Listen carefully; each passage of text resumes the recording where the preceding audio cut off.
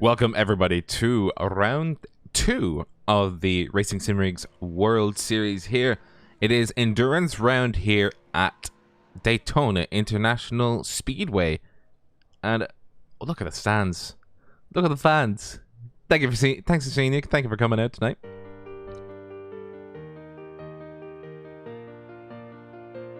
Good to see you. Thank you for coming out. Good to see you at 7:31 in the morning for qualifying. The wind is 16 kilometers to the east. Look, this thing is like, it's partially cloudy. Yeah, but the sun, hello? It is a track length of 5.69 kilometers at an altitude of 11 meters above sea level. And the boys are just out there doing their thing.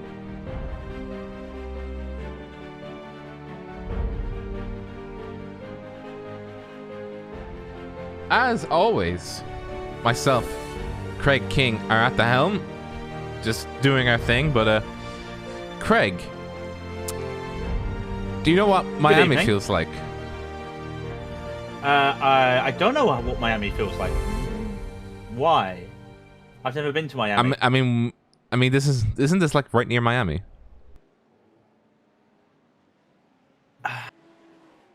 If it isn't, I'm gonna have to. Oh, I've done noops, haven't I? Daytona Beach is nowhere near Miami. It's I really don't. Wait, we've made a mistake already. Yes, boys. Welcome to Raidillon. I don't.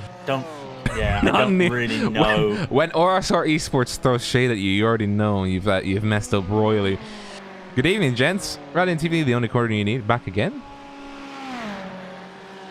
Craig, how's it looking out there? We're doing good. Not near Miami. 23 Celsius that you saw, 74 Fahrenheit. For qualifying, we're looking at a 60% humidity. Just to give you an idea, that's actually quite low for what it will be. Myself and Rob did a major series race around here earlier in the year, and we were looking at 70% humidity, which is a lot of sliding. You will get a lot of that right now, I gotta be honest. Some drivers are starting their first laps, of course. I say they're starting their first laps, but Chris Chatterton and Lindmo, they both started behind the start-finish line, as you get with a lot of these tracks. Daytona is one of my favorite tracks to race. I don't know if it's just the fact that it's like, you know, just 5 corners and a couple straights, as the old joke goes. But I enjoy it. And especially with an hour and 15-minute race, a mandatory of 2 pit stops tonight, that's a crucial thing, especially on such a draft-heavy track of Daytona. It is going to be a bit of a doozy. Just a bit. Just a bit of a doozy. Just a smidgen of a doozy. As a small. Anyway, we might have a bit of a. Might have to reverse some of our wording from last week.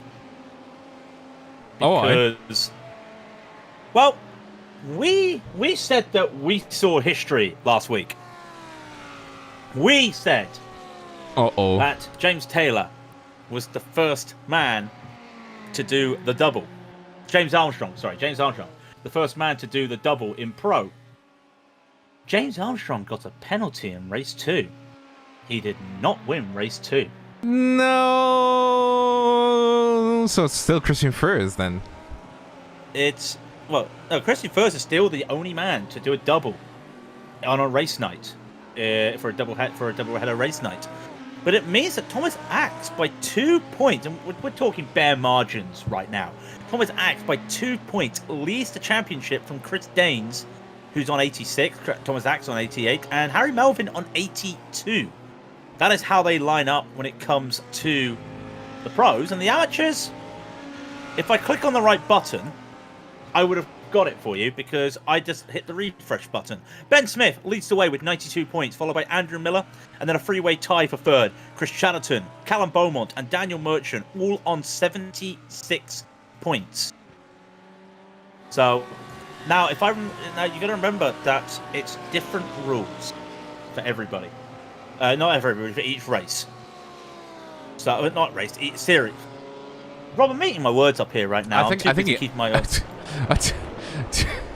Never heard the term. It's different rules for one. No, it's not different rules for one. Oh, no, you really are system. eating your words. That was done on purpose. It's a different point system for sprint and a different point system for endurance.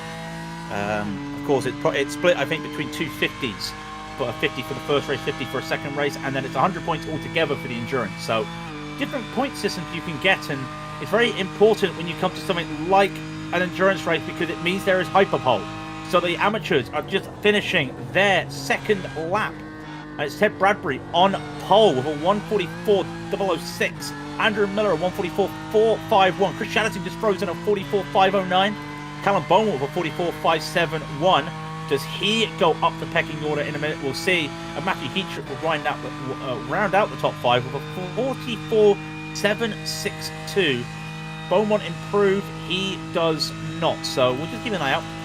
Now, for those who are not aware, when we say hyperpole is the top 5 drivers in both categories. Once everyone's done their 2 laps, they can go out and do another 2 laps. And we've got Maccas today. We got Mackies? We got Maccas, yes. Not Maccas as in like, McDonald's. We've got...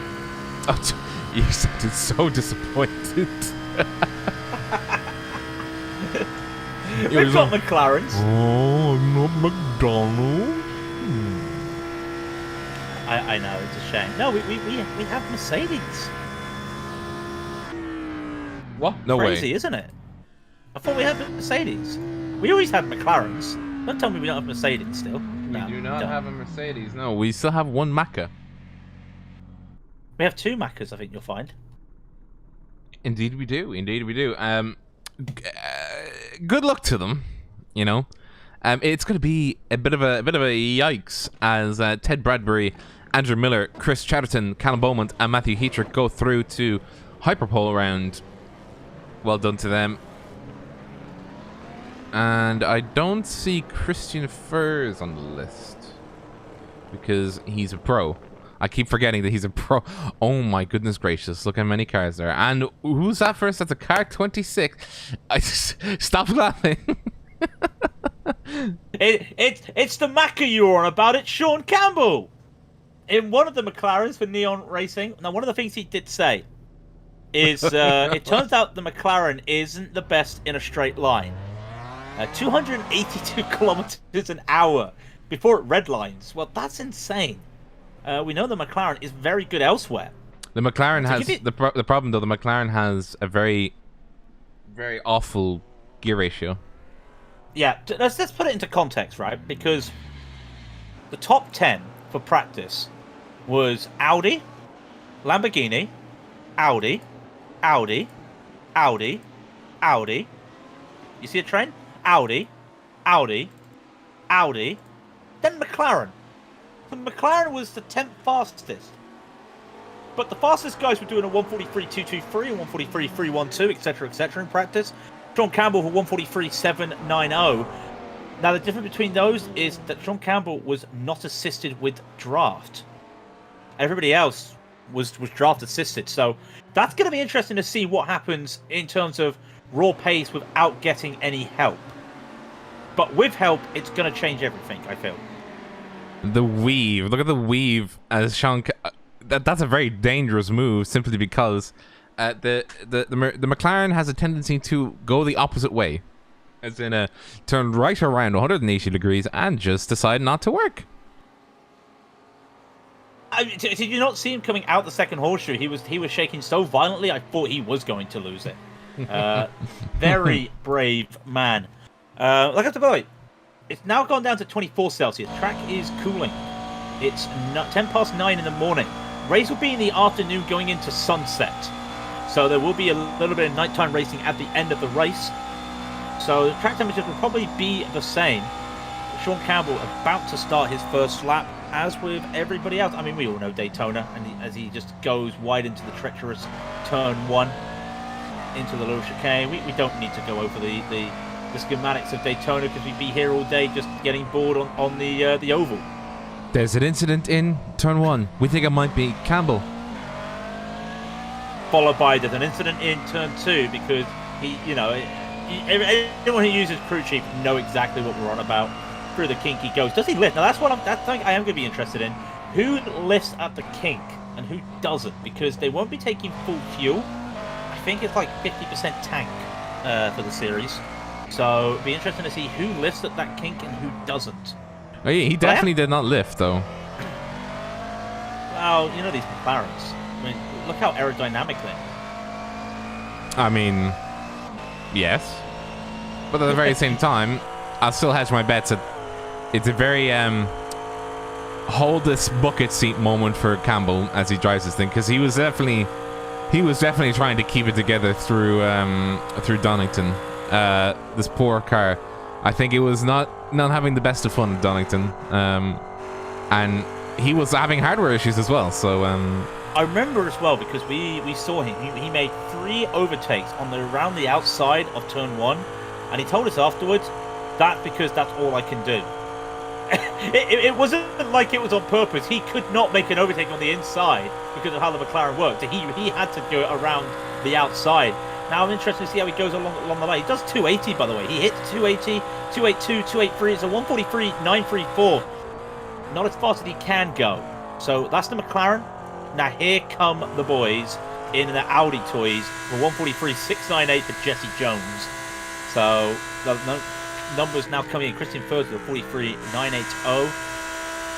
Taylor Lane did not have any good luck. Jensen comes in with a 43.825. In fact, is that Furs just accepting that time?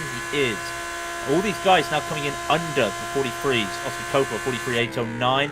So you can just see how, like, Sean Campbell's time is still respectable, but look how he's flooded by Audis.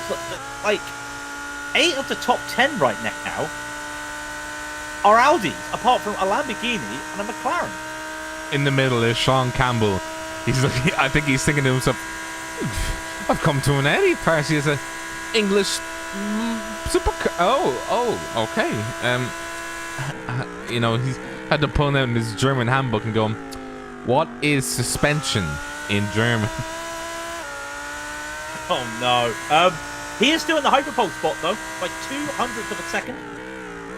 And Armstrong splitting the RSR boys in twain as he puts that Project Dynamic car in second place with 143.766. So he's doing very well. Marshmallow Racing says, I'm sorry, my German is not very good. Auf Hongung. Oh, yeah, Hongung. I have no idea what that is. I think that is what I was asking for in German. Okay. Suspension. Suspension, right. Anyway, Yeah, Sean Campbell's going to be the first one to set his lap. Is he going to be faster? 43.821. That puts Jensen in the bubble at 43.825. So that's going to be good. What does Melvin do? Jesse Jones goes faster? No, he does not. So who else is going to set some fast times? Jensen needs to go faster. Can he do it? The 47. It's not faster. Thomas Axe, does he sneak in? No, he's P6. Chris Danes doesn't sneak in either. Who else? This is very close. What can Sam Morocco do in the Huskenveld McLaren? As we're just seeing more times coming around. Harry Wills still needs to set his one and only lap a little. But Sam Morocco in the other McLaren for Huskenveld is going to be coming around to set his fastest lap. He did a 43.369. It's a 43.565. Not very fast for the Huskenveld driver. I think that's going to be everybody. If James Armstrong wants to, he's in a slipstream battle with Milan Tikins. Milan Tikins, what's going on with Milan Tikins? Oh, a 43.779. He pushes Jensen out there, and James Armstrong continues with P2. And I think that's everybody. That is that for now. So hyperpole. Hyperpole time. Campbell makes hyperpole by 0.004 of a second. I think he's very scared. Let me just go down to pit lane. Let me be Ted Kravitz for a minute. And, you know, and have a very poor microphone for some reason. It's just, and all you can hear is just the cars going by. And you can see Ma right there. Car number 2. Oh, is it? Yeah, Ma is there. Ma is there, yes. How you doing, Ma? Fancy seeing you here at the Daytona. So sorry to interrupt you talking to Ma. Sean Campbell didn't realise he made hyperpole. He's not going out for another lap. He's left the server. Oh,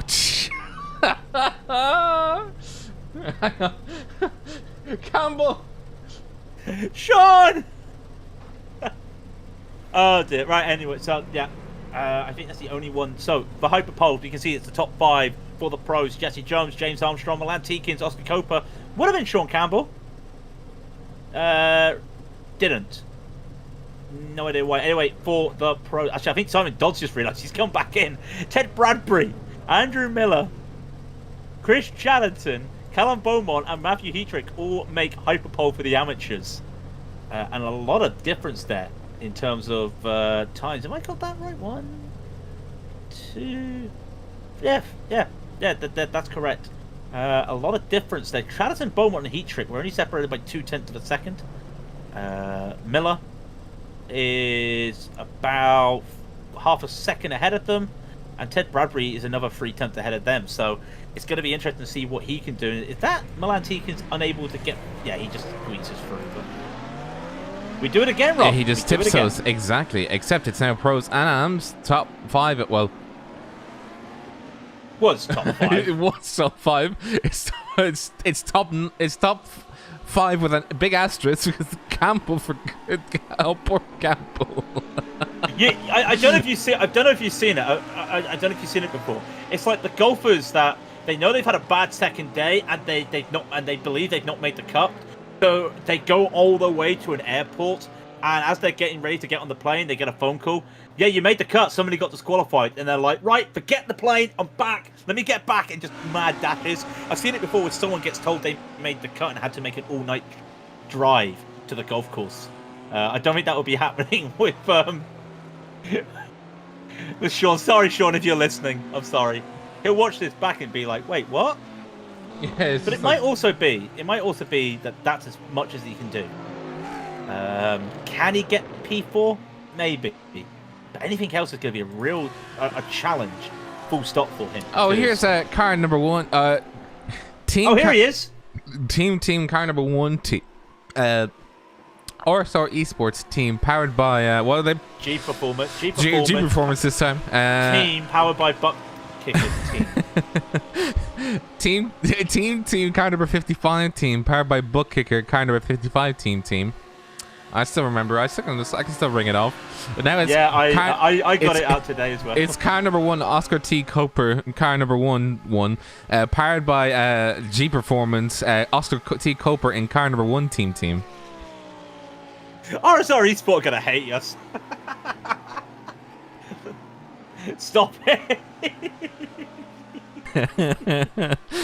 I wonder what Buck Kicker said if they ever saw what.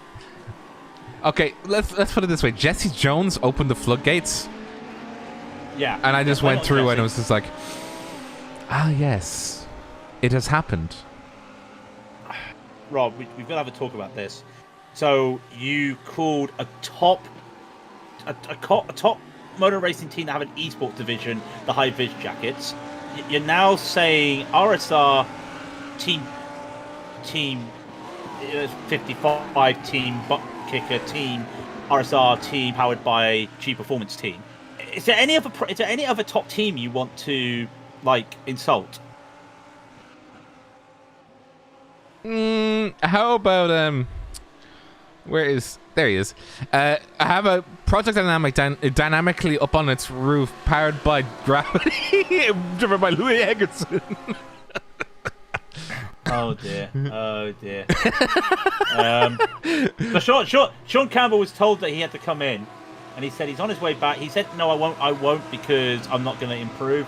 Then he said, "Oh no, you know what? I'm going to come back in," and then his iRacing froze. So I have no idea what's happening with Sean. Oh Jesus!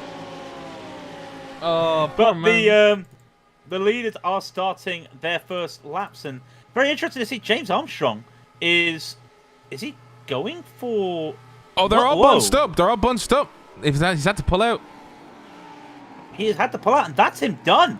They are all bunched up. What is going on here? They're not allowed to overtake. Milan Tikins now goes off. Oh, there goes a Carnamer. That's Ted Bradbury. He's in the wall.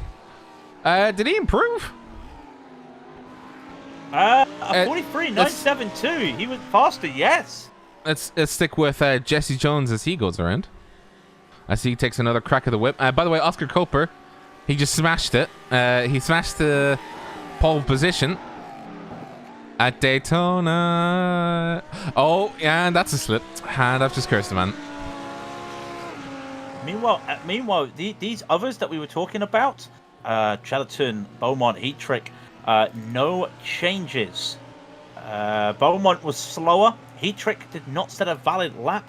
Chatterton was faster, so he's managed to pull away from them a little bit, but he's still a tenth behind Andrew Miller, who set a almost identical lap but could not be faster. So not a lot of cars out there at the moment. It's Coper, Jones, Chatterton, Beaumont, and Heat Trick, the leaders for the pros. And to be fair, Coper does have a little bit of slipstream with Jesse Jones there. What can Jones do as he comes around the bus stop? He's not going to get any slipstream. He's just got clear air, and would not be surprised if he just got an off track there. Just to say, I want to show you guys how awful some of the track is, right? More so just in terms of bumpiness, because we saw with Jesse Jones. In his eyes, he probably... Jones pits. They both pit. Oh, into the pits they go. So now what does Chatterton do? Now Chatterton... So we basically just got third, fourth, and fifth for the amateurs. Chatterton, Beaumont, and Heat Trick, what did they do? Chatterton would love to get faster. Doesn't go faster. What about Beaumont? Does he go faster? He needs to beat invalid. What about Heat Trick? He will come across the line, also invalid. So we had two people go faster and only one position change. And that's it for qualifying. So let's get them quali results. Can't do my words today. Repulsed. Yeah. I'll take it over for you. Oscar Coper comes home in pole position for 143.544. Jesse Jones' teammate side by side with him 143.698. Then it's the Project Dynamic guys on the second row. James Armstrong 143.725. Milan Tikins a 143.779. Sean Campbell did not set a hyperpole lap. He comes P5 with the McLaren. Wow, 143.821. Matthias Jensen a 143.825. Thomas Axe a 143.873. Side by side with Chris Danes a 143.921. Ted Bradbury, what a time from Ted Bradbury. Leads the amateurs with 143.972. And Christian Further 143.890. Couple Lambos now with Louis Eggerson at 143.982 and Jonas Dreyer 144.131. We'll keep in the 44s. Casper DeCourt 144.139. Morgan Butler a 144.285. Andrew Miller P2 for the amateurs at 144.366. And Antonio Samaraco a 144.369 in the McLaren. So still a respectable time. Harry Wills a 144.374. And Chris Chatterton, P3 in the amateurs for a Ferrari, a 144.401. Jan Boll, 144.404. File is found there because Callum Beaumont's behind him, a 144.571. Followed by Matthew Heatrick, I think the fastest BMW, who are 144.726. Then Mark Bailey at 144.803. Simon Dodd, 144.816, and Josh Rayfield, a 44.838. 2 thousandths quicker than Dean Timms, who did a 44.840. Harry Melvin, a 144.964, followed by Levi Johnson, a 144.991, and James Pierce, a 144.999. Thomas Dandridge, a 145.037 into the 45s now. Hakon Lindmo, a 145.806. Lydon Lee, a 145.190. Ben Smith, a 145.230. Let's switch some of those numbers around with Lee Mahone, a 145.320. John Williams, a 145.331. Then Daniel Merchant, a 145.433. Henning Haig, a 45.709. David Meekin, a 145.735. Taylor Lane did a 145.790. And Mark Fleming did a 146.472. Zakaria Yama, a 318.551, so obviously came around went to do their first lap and had an accident, but because they were behind the start-finish line in the pits, that happens there. Calvin Dent did not set a time, and I just saw the pace car driving around the track by itself. Let's give a shout out to the pace car. Hang on, where is it? Where's the pace car? There it is. This is what happens when you have nobody queued up. We're waiting for the next session to go up. I mean, shout out to the boy. It's just going Shout around. out to the pace car. Yeah, shout out to the pace car. Hello, pace car. Let's try and get into row bar. And let's see the gearbox view. Nothing. We're just waiting for the session to go up, and don't worry. This is not atypical. This is very typical. We're just waiting for it now. Does it cross the start finish line to set a lap? Well, I mean, yoink! There it goes. The suspense is killing me, and then the pace car just slides in. Oh, I love you, pace car. Green flag, green flag. I mean, Barney's waving to nobody. I mean, look at him. He's very energetically waving at nobody. The thing is, I think he goes away once somebody crosses the line, and no one's there. All right, let's go ahead and look at Barney. If I can actually look at Barney. Oh, I can. Oh, I can indeed. Let's have a look at Barney. Oh, be careful with your cameras. You know what happened last time. Oh, I know what happened last time. I know what happened last time. Let's have a look at Barney. Well, we're waiting for the next session to go up. He's still furiously waving the green flag. Oh, no, he's put it away. You're right there, Barney. Oh, there he goes. Yeah, there he goes. Yeah. He's happy now. Oh, I've just discovered something very odd. Oh, dear. Oh. Yeah, that is very odd. Yeah, the outline of people. Oh dear. What we do in Raidillon TV. It's magic, Sean. It's magic. By the way, shout out to trackcams22.com providing these cameras as per usual. Love them. Absolutely love them. I actually don't know how it's done. So we just see, by the way, have a look at the track itself. There's a Ferris wheel. I think that's a staple, by the way, of the circuit itself. Imagine. Wait a minute. I could give you a very nice view inside the eyes of this man right here in his iRacing T-shirt. This is what he. Let me go ahead and sit down. There we go. This is what he gets to view as the cars go by. Yeah, thank you for the sound effect. I mean, to be fair, for ovals, you could actually, if you sat high enough, you could actually see all of the track except for the good, like the VIP area. I'm not doing a actually. No, I think I could do a NASCAR sound. And then it's silence. Just hear the high pitch hum. By the way, speaking of NASCAR, it's Speed Week. And we had the first. Well, we had the. I think we had the ARCA race on Monday, but yesterday was the first stock car race of Speed Week, the proper, and it was the Busch Clash around this track. Well, I say this track. They had the NASCAR chicane at the end, coming off NASCAR 4, and really, I don't know if you saw any of it, Rob. I don't know if anyone else saw it. It was a good race. It was a good race. Were they here at Daytona? Yeah, it's a Speed Week. So every Tuesday on the Speed Week, they have the Busch Clash, which used to be just like heat racing for Daytona, at Daytona. But they changed it this year. Well, they changed it last year for this year to be the road course. And of course, because with the road course, they've also got that chicane now. It was fantastic racing, and spoiler alert. The two leaders took themselves out on the final turn on the checkered flag.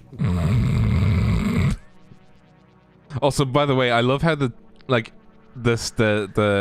timing tower in Daytona, they ran out of stuff. So we're just like 16 and 17. Yeah, you need to know what they do. It's the same. Yeah. If you want to just keep an eye on things. Oh no! I broke it somehow. Oh no! Oh, there's the blimp. What? Oh my God! You did break it. Wow. We apologize for this. Resuming normal frequencies. Resume.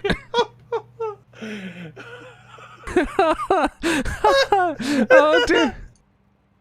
It's a good thing the session is loaded. It is up, isn't it? Yeah. Oh dear. No, honestly, Bush Clash was a fantastic way to start the Speed Week. It is Daytona week, of course, so we will be looking forward. I think now, is it tomorrow night? Is it tomorrow night or is it Friday? We have the trucks, and then it's Xfinity on the Saturday. Promises to be very good. Sean Campbell. I have to stop for a moment because I was going to laugh. I had to stop for a moment because I was going to laugh at the comments there.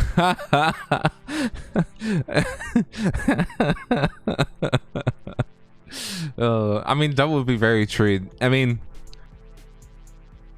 if you're looking at a cameraman and they're looking behind you upside down, A, you might want to look at him because he might have broken his back, and B, you'd be very confused and concerned.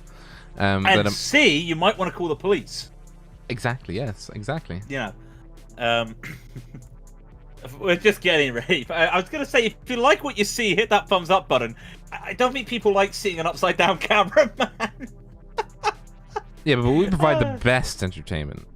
The best. We do. Only the best. Watching me make a hash of camera work. I can't believe you did that. I cannot believe you did that. Was that not? Was chat not entertained?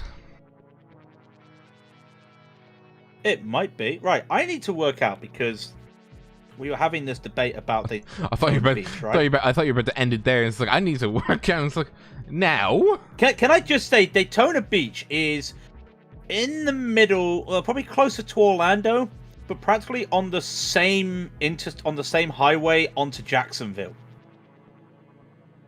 Miami is, if you put the distance between Jacksonville and Orlando, it's that and more. Yeah, Daytona Beach is nowhere near Miami, okay? Let's just get it out there for a moment. That was my mistake, to be fair. I mean... Yeah. We're also 4,000 miles, we're also 4,100 miles away from Daytona Beach. So, it's probably as closer to us than Miami. Now, the spectators weren't blank staring, Sean. There's a difference between blank staring and just really confused staring. And trust me, they were confused.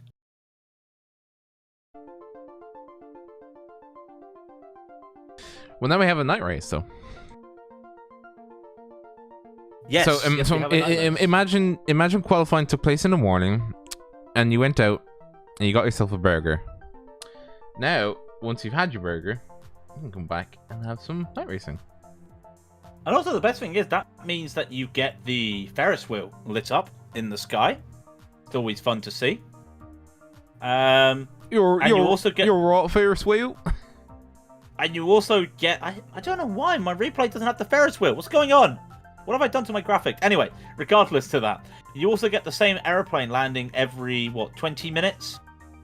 The exact same airplane, by the way. Yeah.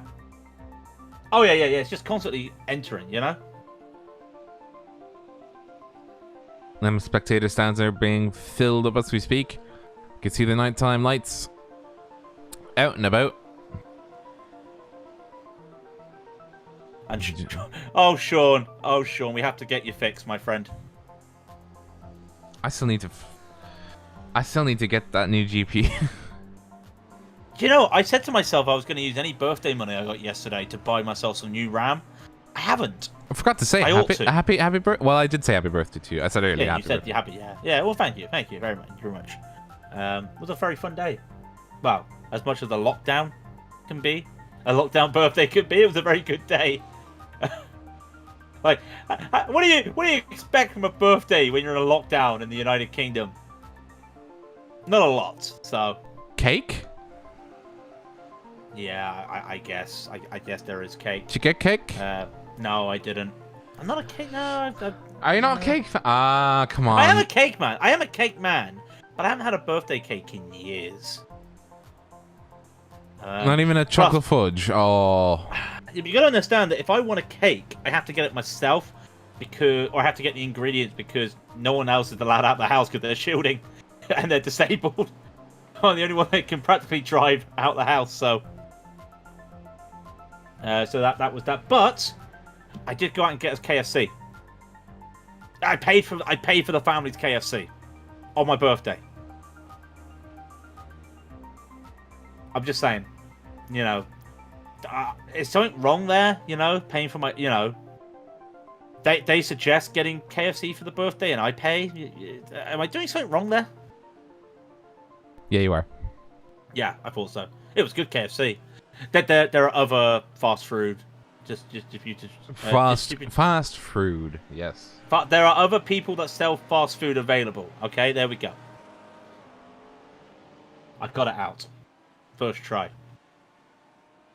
Well, what are we expecting in this race, Rob? We've mentioned drafting, and there's going to be a lot of drafting. The crucial thing is, hopefully, the first lap is the first couple laps is going to be a little bit safe in the bus stop. The reason I say that is because of the slowdown penalty, especially if you're out there for the first time. The slowdown penalty, it doesn't really know what your average speed or average speed for a lap is, so you're forced to slow down a lot, almost come to a complete stop. So hopefully there's not a lot of that because that will change the complexion. You may see a lot of gaps during the first pit stop because it is 2 pit stop mandatory. But do expect a lot of drafting, a lot of just staying behind, saving some fuel, because if you can save some fuel, it will help. I think they can go for about 30, I think we worked it out Monday, 30 minutes a stint.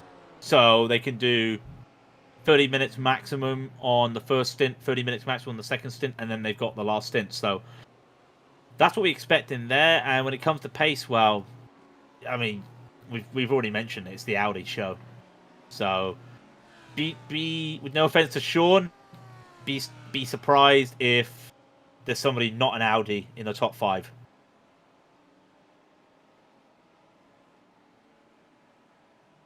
And if there is an Audi in the top 5, not an Audi in the top 5, sorry, I will, I won't do anything.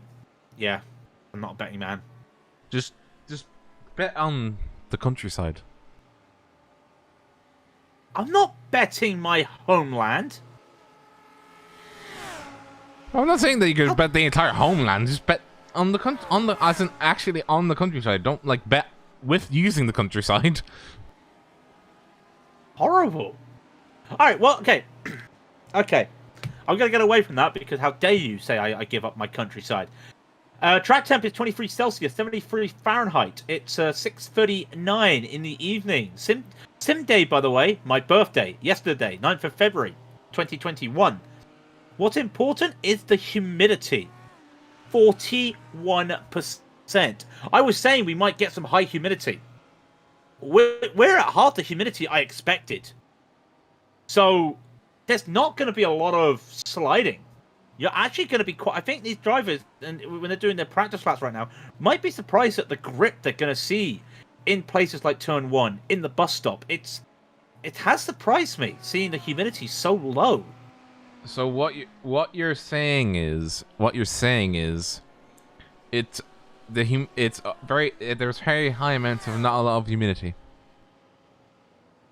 There's very high amounts of not a lot of humidity.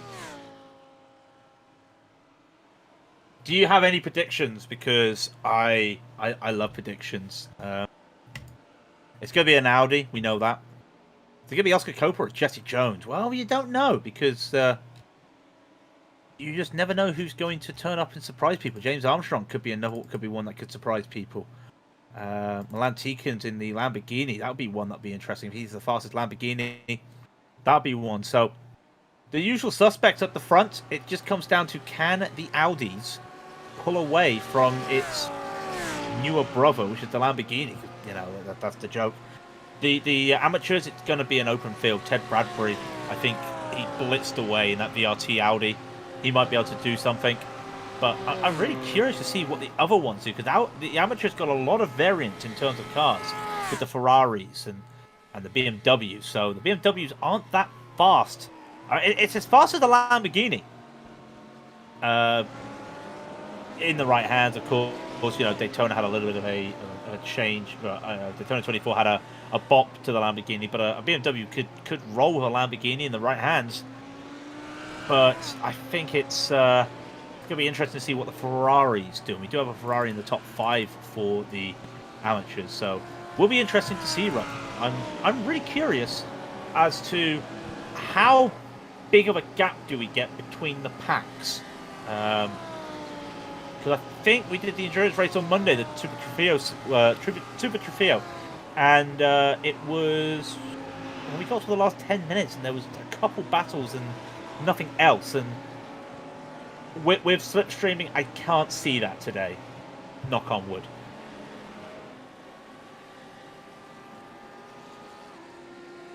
Hang on a minute. Oh, sorry, I didn't make it loud enough. Sorry. I smashed the wood. All right, sir, calm down. We are 2 minutes away from, or 2 minutes away from the start of the race. Anybody in chat? Let's hear your predictions.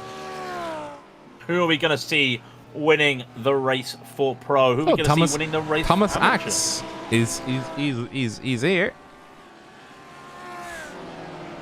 Neil Butler is joined at the wrong time. Good evening, Neil Butler.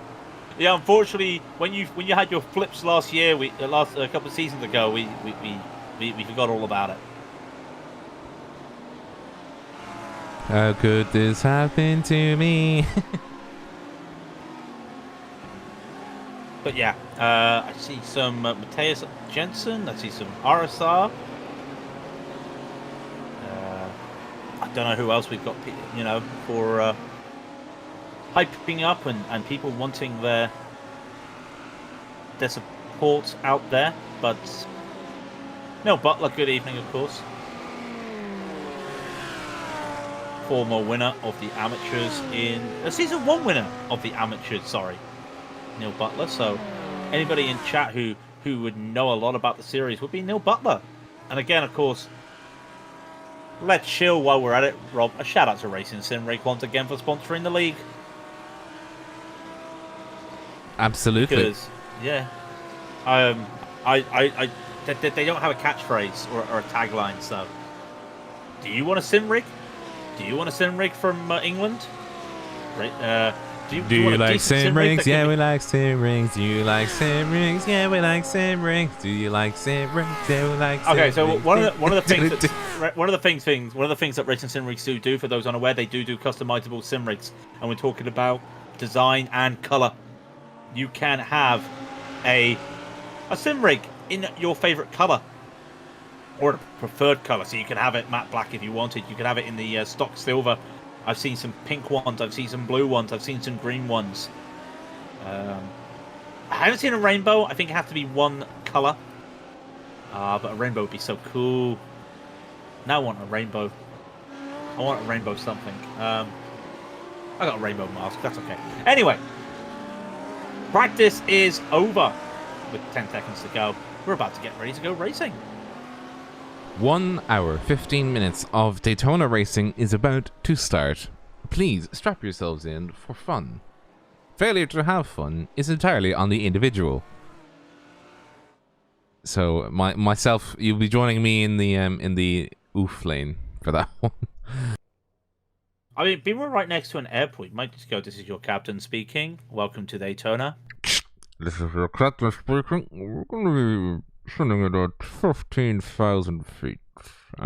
Strap yourselves in for inboard snacks and enjoy the race. Oh man, Such a bad. Did you know the London, while we're getting ready, because they are going to be ready shortly, did you know the London Eye was once sponsored by British Airways? So when you went on it, you were told it was a flight. So you went on the British Airways London Eye and you went on a flight. You didn't go on a trip around the London Eye. No, you went on a flight on the London Eye. That's what they called it. Literally, even the VT, even the voiceovers were like, welcome to the British Airways London Eye. We hope you enjoy your flight today. And as you start to depart your flight, as we're coming to the descent, please look at the camera very shortly, and you'll be able to have a photo taken. Nobody in that pod heard it, and I was the only one that just stood there at the window staring at it, just aimlessly. Probably just being like, what? There's a photo camera? But in true attractions, when you get a photo of an attraction, it costs an arm and a leg. What doesn't cost an arm and a leg is what the winner of the series for pro and amateur get. It is a sim rig provided by RacingSimRigs, personalized to the winner's request. Because this is race week 2 for the RacingSimRigs World Series at Daytona, an hour and 15 at Daytona, with 2 mandatory pit stops. How much longer can I drag this out with the pace car going as slow as it can?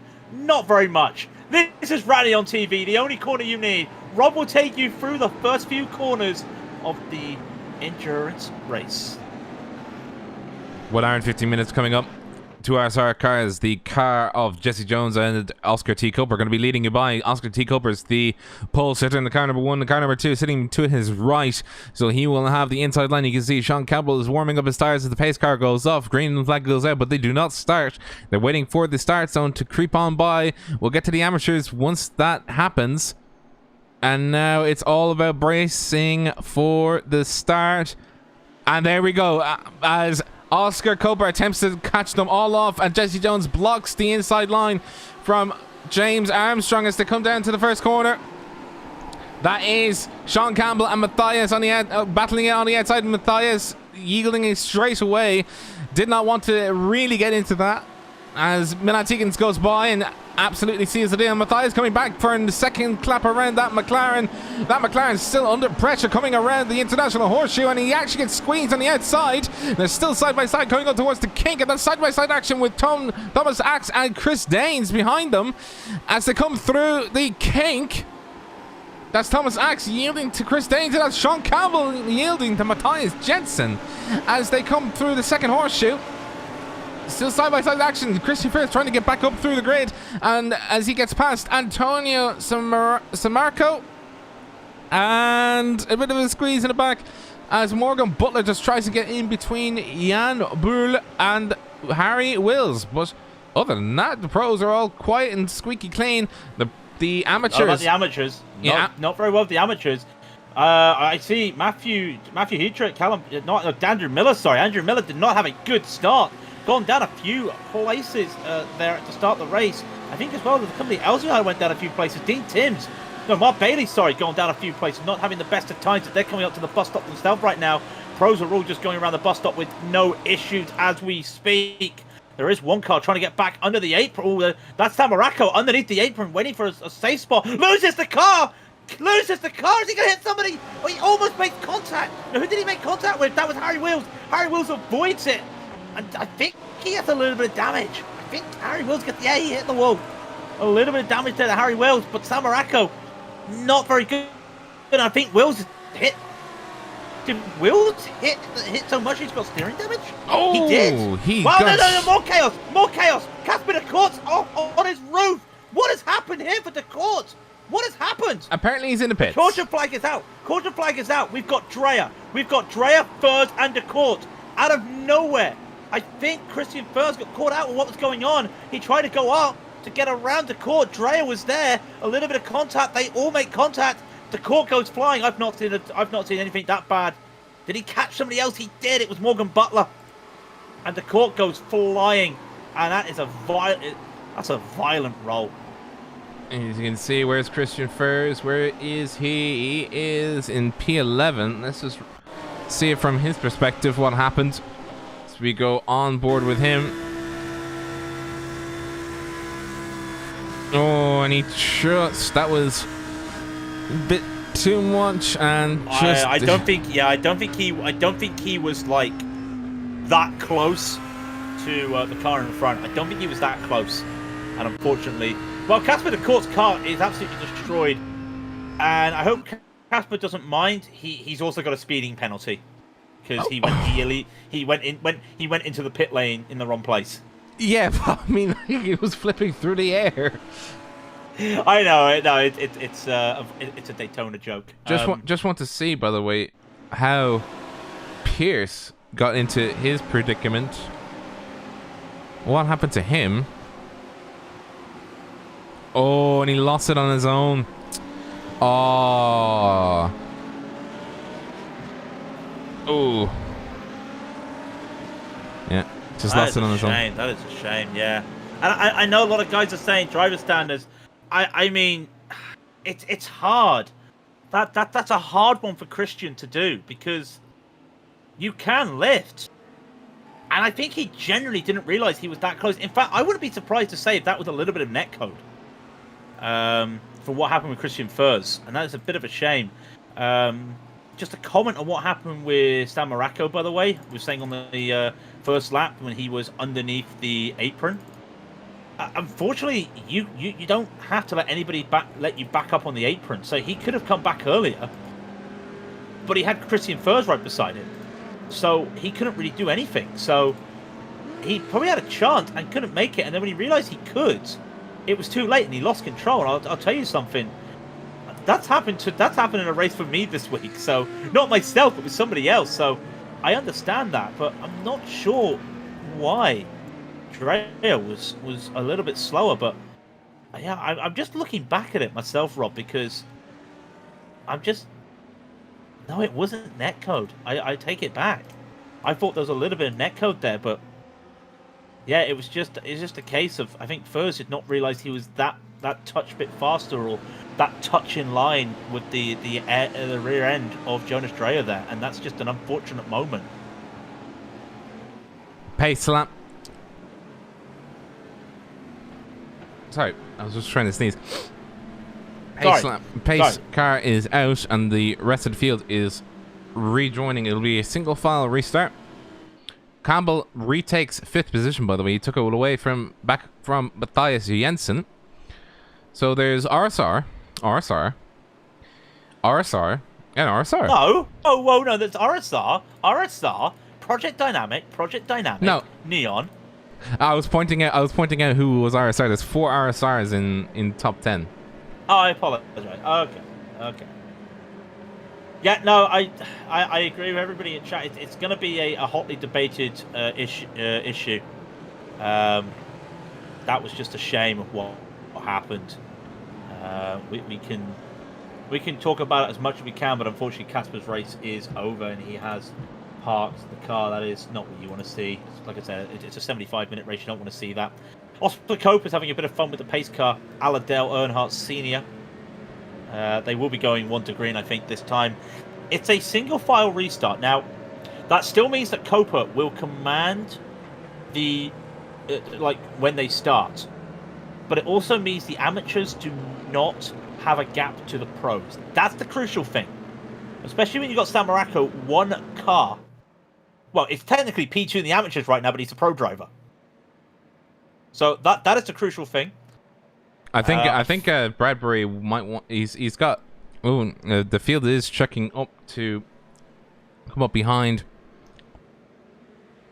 the pace car as it comes around for its. Let's see, where is the pace car?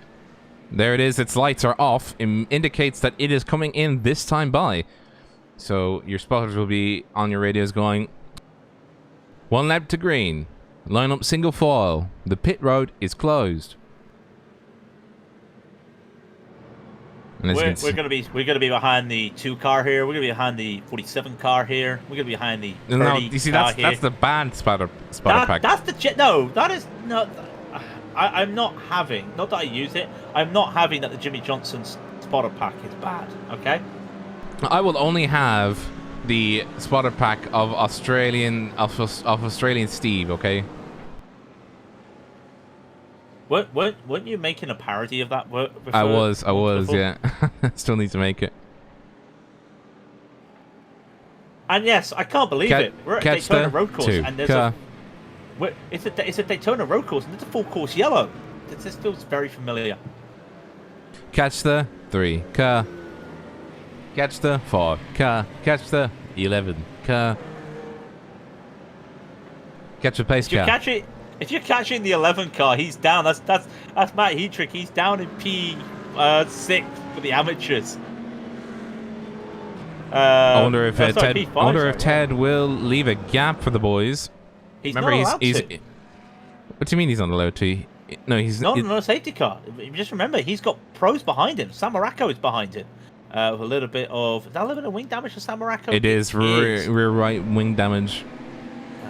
Harry Wills doing the pits. A couple of cars as well. We saw that James Pierce and David Meakin also... John Williams took his first pit stop. So he has done a major undercut under pace car conditions. I think he's trying to see if he pits exceptionally early and just runs the tank as best he can, will he gain position? So that's very smart by him. Can he make it though? Is the question. It's gonna be tough. He can try.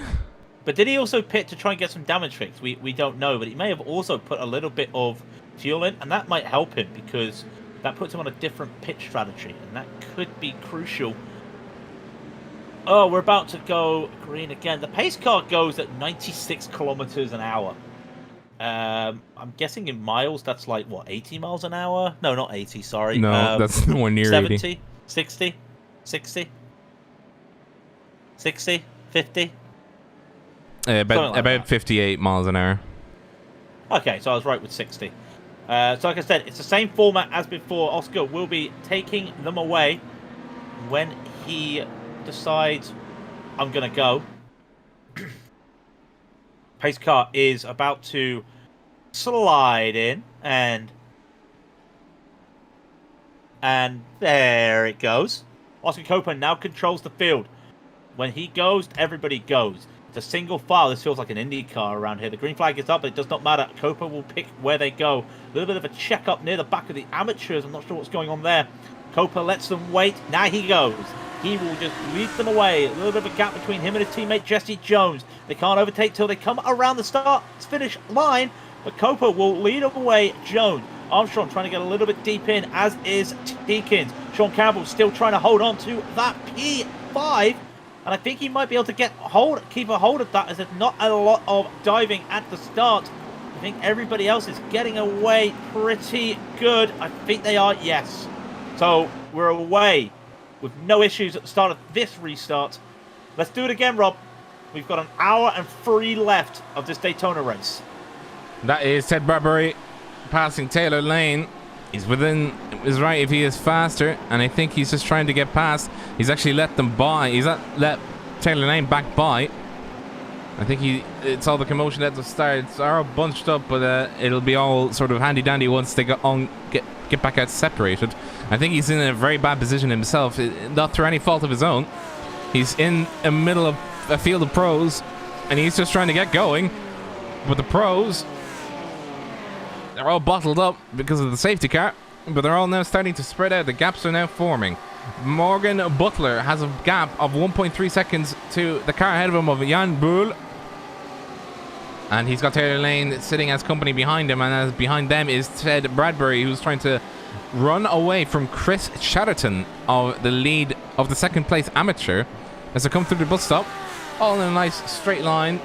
All make it through. By the way, that was Liam Ahern, by the way, in the Lamborghini, who decided to he was coming out of the pits and so he got his repairs done. So I think he only has to technically make one more stop, and he's actually got an all-right window to do it in, as long as he does some fuel saving. So let's see what Liam can pull out of the hat.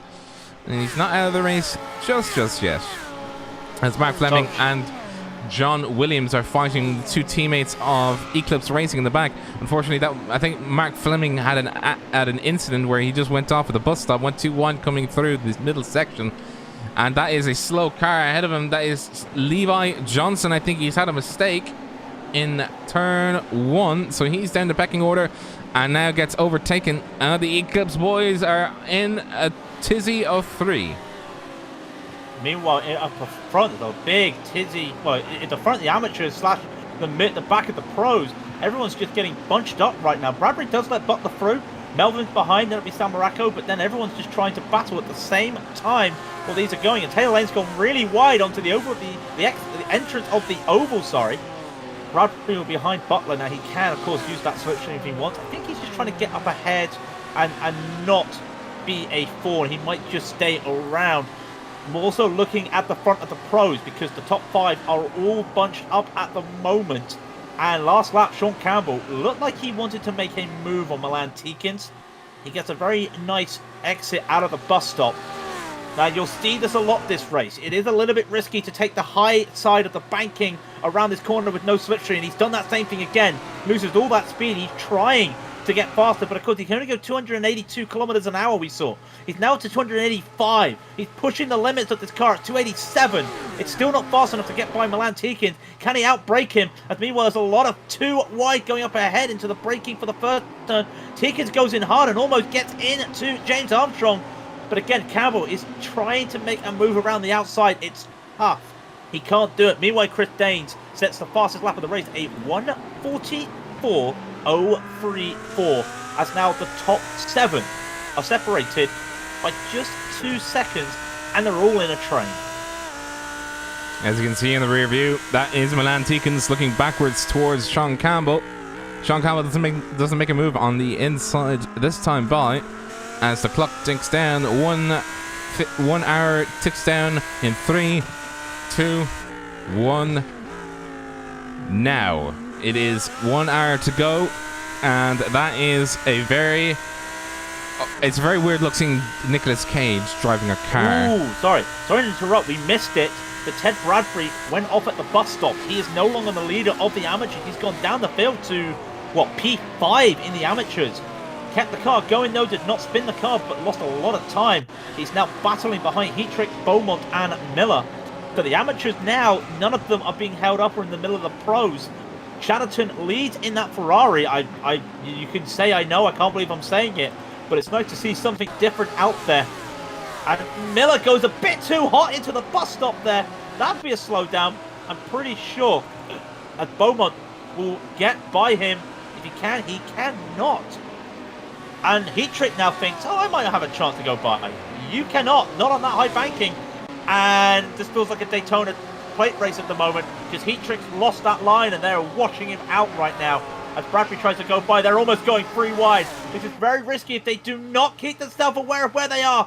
This could be very close. I think they're just pulling back a little bit. Is that going to be 3 wide? I don't know. They're almost going to come into each other. But is that Beaumont going around the outside? He might make this move around the outside of Andrew Miller. He sticks it round the outside of Andrew Miller. Through the little S's. He kicks it. He will take P2 in the amateurs. That was risky as Ted Bradbury now slides up and takes P3. What on earth was that? That was a little bit chaotic. But they all get through safely. We'll have a replay of that. That was majestic work. Very risky, but very majestic. This was a 3 wide.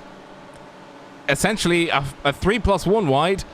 The 4 wheels of the car going around, having a topsy-turvy, having a discussion of who is going to be which side of the wheel they're going to be on. And that's Ted Bradbury sneaking by Matthew Heatrick.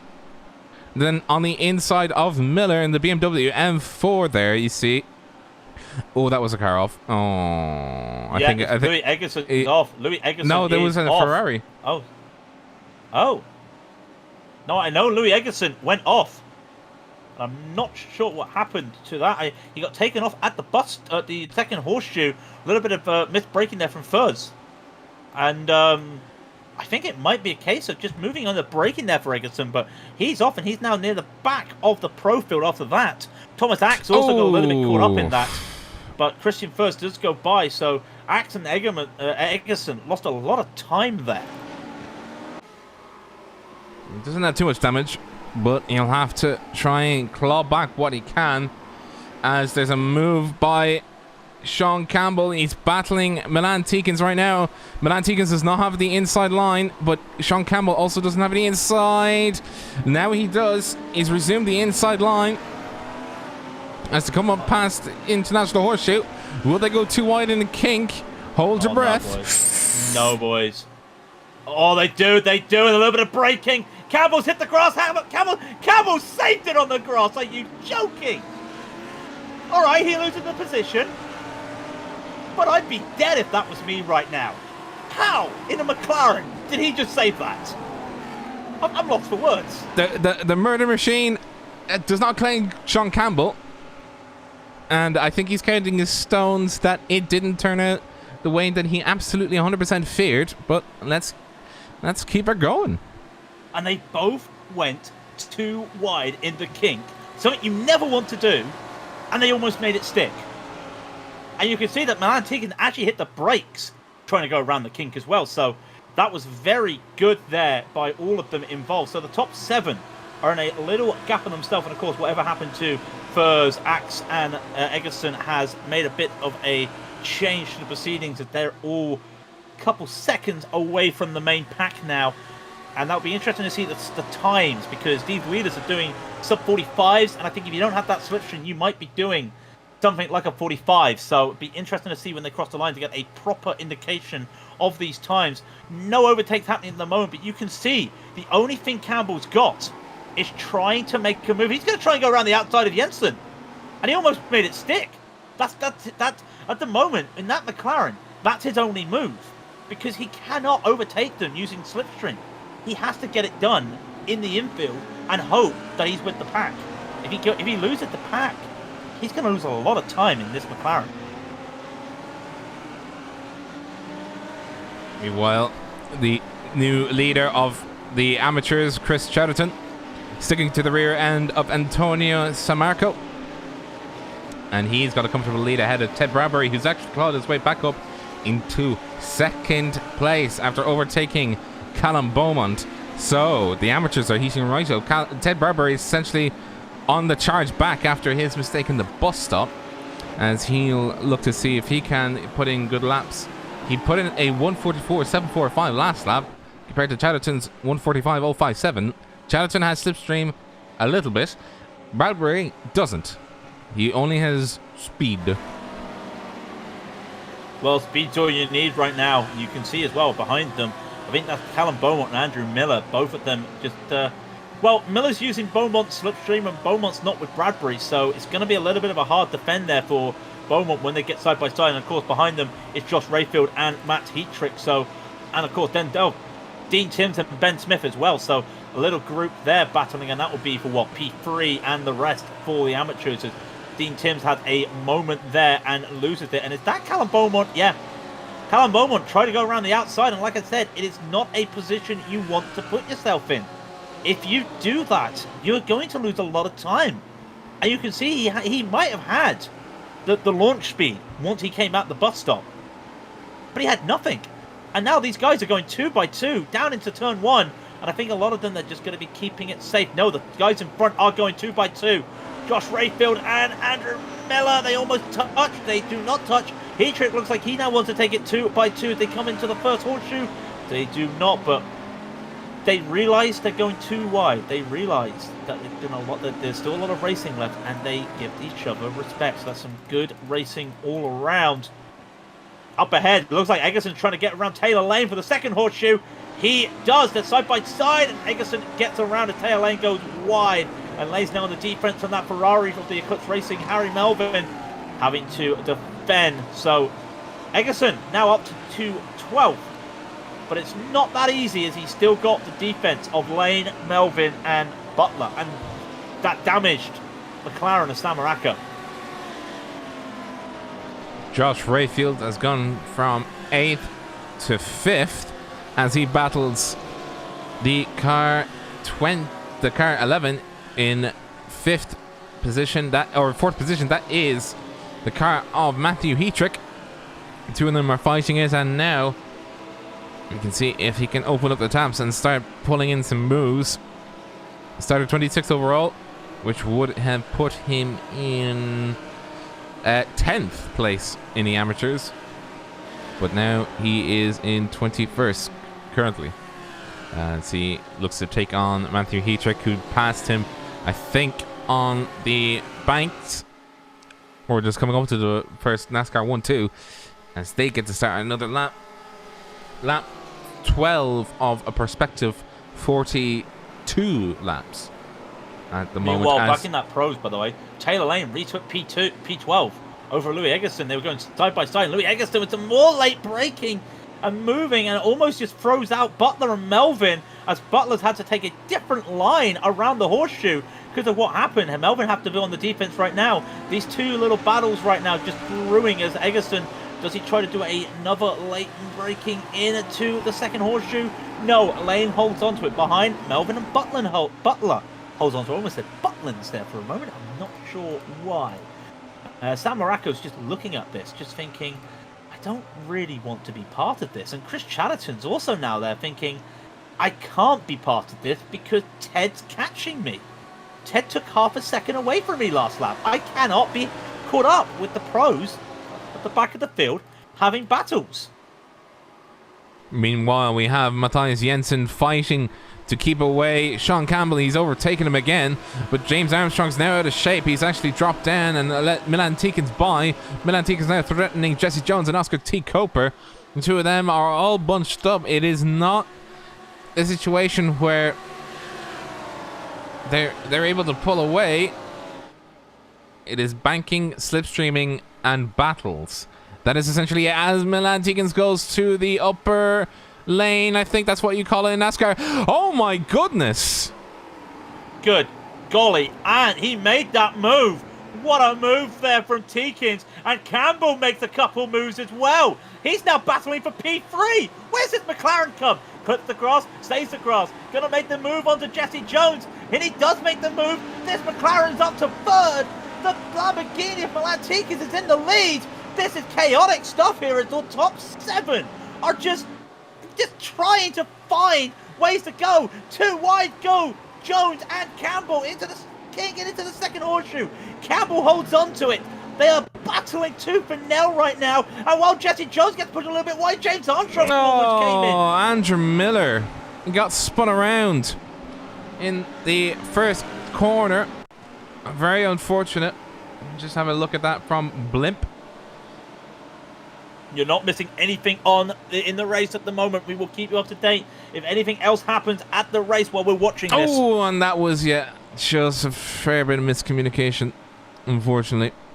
Just trying to go on the inside, and Andrew Miller was sliding around, and there's a big beamer. We're ready to greet the unfortunate Lamborghini. Who was that? No, it's Josh Rayfield. Josh Rayfield, after all the progress he made, unfortunately, I think he's having to make it all up again. That's such a shame there for Rayfield. It is not to be good. Chris Chatterton will keep that lead. Ted Bradbury continues to push. Heatrick is now free of Dean Timms. So that's very good for the BMW, the Twisted Racing BMW there. As Dean Timms, with everything that happened there, is behind him. There was more chaos as you would expect. Crikey, RSR boys getting into Tizzy, trying to get around the first corner. That was Oscar Coper giving his... James Armstrong, a little bit of a touch there. A little bit of touch, and Armstrong just get by. A little bit of argy-bargy, trying to make a move. Campbell trying to make a move on Coper. I beg your pardon. Behind, Chris Danes and Jensen battling side by side through the first chicane. All these guys are just having their little moment. They're keeping calm, and then you get to the first few corners of the race, of the lap, and it's just absolute fireworks. B7, 8, 9. Jan Bol's coming in a minute. Look at this gaggle. I've never seen a gaggle like this on a racetrack that isn't a NASCAR race, Rob. It's crazy. Oh, Louis Eggertson. Oh, just... Yeah. It's not his day. Oh, no. Did he? Oh, wow. And he got rear-ended by Morgan Butler. Did Butler just not anticipate... The door being closed? No, I don't think so. That's not a place you want. That's not a place the door can be closed. You can't just return to the apex like that. That's such a weird move there from both drivers. I'm not entirely sure. Butler did what he had to do. I think Eggerson just closed the door where he shouldn't have closed the door there. But Egerson now in the pits after that. Meanwhile, Milan Tikins leading this race. I still forget that Oscar Coper is not P1. He is P2. And, he is closing the gap, but look at this angry British racing car. Oh my goodness gracious, it's James Armstrong on the inside. No, Campbell's made a mistake. He's gone up too early. And now Coper is now third. Oh my goodness, he's fourth. He's lost 2 positions in 1 corner. Oh my goodness gracious. Meanwhile, Jonas Dre goes into the pits. I think Jonas Dre has realized that everybody is just so bunched up, waiting for a moment to happen, that he's just decided, no, I want out. And that undercut could be crucial, especially when you realize everybody came in for pit stops. Not that everyone came in, for a safety car. So fuel usage is very low at the moment. Usually they would be pitting about now for an endurance race. They don't need to because of what happened with that safety car. So these guys are all just battling tooth and nail. And like I said, these guys are just going to continue driving. And then when it comes to turn 1, the S's and the first horseshoe, then we have fireworks. But the problem is right now is Campbell is that guy that has to make the overtake. If he doesn't, RSR will come behind him. But what do you do in a McLaren? Pray you've got enough gearing. And the prayer is never answered because you don't have enough gearing. He literally red lines as he's coming down to the end. When he's got slipstream, so he's essentially redlining, and then everybody else around him has 4 or 5 extra Ks on him. So you're on board with him as he looks to see if he can get past Armstrong. And just listen to the engine, and look at the dashboard. He's redlining. He just redlined over the start-finish straight. He's caught. He's whatever he's done to that setup is just what he needs to do. He's found the limit, and I tell you what, James Armstrong went over the limit there, went a little bit wide into the first corner, manages to correct it, and now Campbell doesn't make a send here. He's just got to stay behind, and that's exactly what happens. And we expect to see 3 RSR guys bunched up together, but Coper, Jones, and Jensen 4th, 5th, and 6th, not what I was expecting. All out of shape. You know, it's all out of proportions. The RSR boys, they've got a fight in their hands. They've got a big fight. Andrew Miller's got a lot of damage to the back of that car. I'm not sure what's happened to Andrew Miller. We already saw the replay. We saw the replay. Yep. Meanwhile, I've seen some other amateurs in the pits as well, because the current order for the amateurs is Ted Bradbury in the lead of Chris Chatterton. That must have been pretty recent with Chris Chatterton there, and then Matthew Heatrick right behind them in a battle holding on P3 against Dean Timms. Morgan Butler just coming into the pit. So you can see some of these drivers are now thinking with how close it is at the front that it's just time to think about getting free. Now they had 10 minutes of safety car, or was it 7 minutes of safety car? So I think they've got another I would love to say another 5 minutes of fuel maximum if they want to come in. Now you know the PD guys are all coming together, and you know the RSR guys. And look at that late move there from the RSR for the PD guys. They all come into the pit. Sean Campbell is a duck.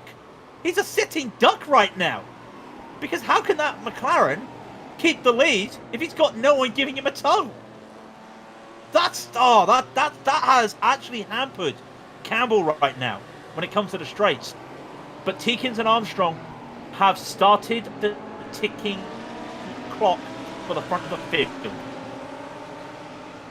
Battles for pit stops, as nearly everybody has now come in to serve a pit stop. It's Armstrong, Tikins, Melvin, Bradbury, all the players essentially, except for like half the field of pro, decided that I don't want a pit stop. I don't need fuel. I just need luck and a prayer. But Campbell, unfortunately, he's going to need a fair bit more than that, as he looks behind him and he sees this.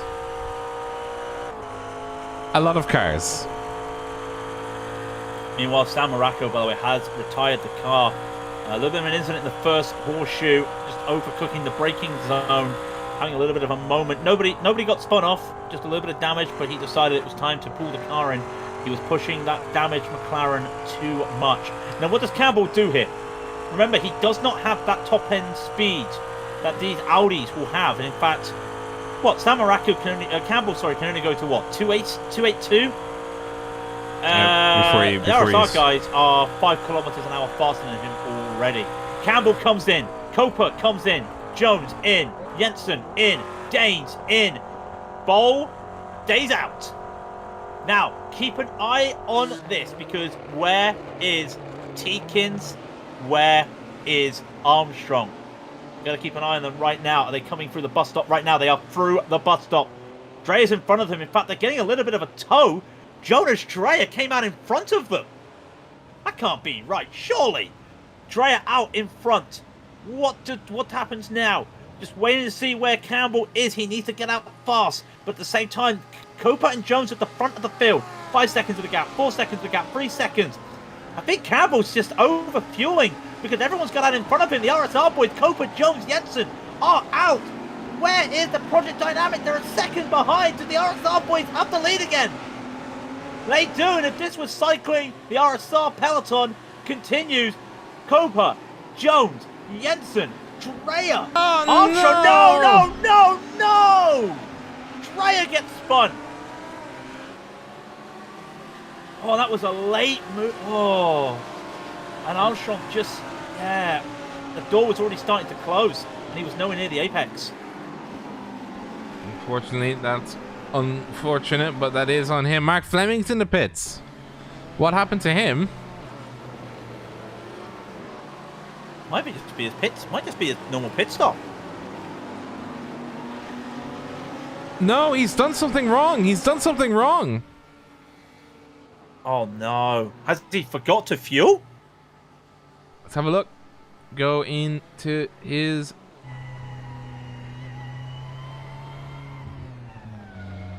Very interesting. I'm very confused at that. I have no idea. So where is Sean Campbell? Oh, he's not in a good place. I think he got caught up in that little bit of a spin. He is out of slipstream of Thomas Axe at the back of that field. He's lost the slipstream and Danes is there. Now he could use Chris Danes to tow back up. He could use that Audi to get a tow and get back up. But that's going to be a challenge. He's now 1.6 behind them. Where's Campbell? That's what I mean. He's at the back of the field. He's at the back of this pack. He's now in a battle with Danes. He's losing a lot of time. Did he take more fuel? He was fine. He took 5 seconds extra. He was 5 seconds extra in the pit box. I have no idea what's going on. Campbell, what have you done? What have you done, Campbell? But there's still 38 minutes to go. Anything can happen, Rob. Anything can happen. Right now, it is a happening of RSR 1, 2, and 3. It is Oscar Coper, Jesse Jones, Matthias Jensen. Any of them powered by butt kicker? Nope. All G performance. Oh wow. Pit box change from warm up. Oh, Mark Fleming missed the pit box. Oh, Mark, that's unfortunate. That is unfortunate. So, we've got this massive battle at the lead of the pros. Amateurs have got a nice little battle brewing. Ted Bradbury and Chris Chatterton. The VLT Audi versus the Eclipse Ferrari. They're having a nice little battle for first and second. And then about 9 seconds down the road is Sakurayama in the VLT Audi battling Thomas Dandridge, who's also a VLT Audi. As Matthew Heatrick in the Twisted BMW tried to catch on with Ben Smith in the Twisted Twisted Lamborghini, sorry. Just helping him along. So VLT looking in a good position right now, touch wood. But Chatterton he's the odd one out, especially in a Ferrari, but he's doing well. Be curious to see what happens here, because he's about to come up to the back of Bradbury with slipstream.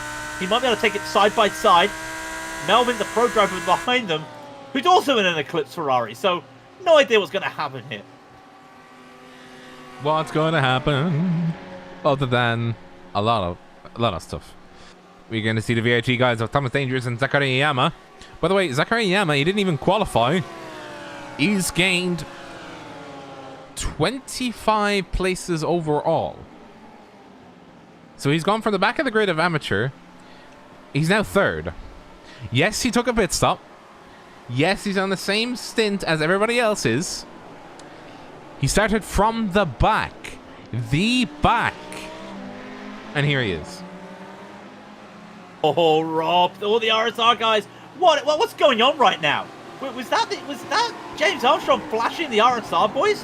What is going on right now? Because they are trying. Like, the RSR guys, like I said, we'll go back to that whole cycling thing.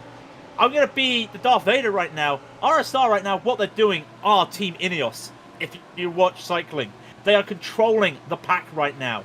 And if Armstrong and Teekins with Project Dynamic, if they want to get up there, they're going to have to overtake all of them again, but they're not close enough. They're not close enough right now. At the same time, Teekins has got to battle Christian Furs, who's in the junior team, the Vector team for RSR. So he's got to battle that with Thomas Axe helping as well. And Sean Campbell continues to just be unable to catch that slipstream. Maybe now, if he catches that slipstream, he'll be back in this race. And he's bringing Chris Gaines along for the ride at the same time. And they're all going in different formations right now. Is that a lap car in front of them? No, Oscar Copa's so far ahead. What's happened here? As you've got two RSR guys, I think Jones had a slowdown. Jensen now is there for P2. Armstrong's trying to find a way through. Is Jones going to retake P2? He is. Jensen will go back to P3. Around the outside of Armstrong goes Christian Furs. That's another car gone wide. Is that Cope? Is that Jones gone wide? It is Jones gone wide. Furs could not hold on to it. The RSR boys are side by side. Oh my days. Jensen lost the car and almost went into the Vector car. Oh, and he's held up everybody else. He's held up everybody else. Let's have a quick look at what happened to the poor car. I think he just lost the control under his own steam. I think he actually lost it on the grass. No, I don't think there was any no, grass. he did. No, he lost it. Oh, he's lost it again. He's lost it again. While you're looking at the replay, he's lost it in the second horseshoe. He's okay. He's lost one position, which is Milan Teekins. Thomas Axe's teammate coming by. And you've got to think right now, actually also Sean Campbell's coming by.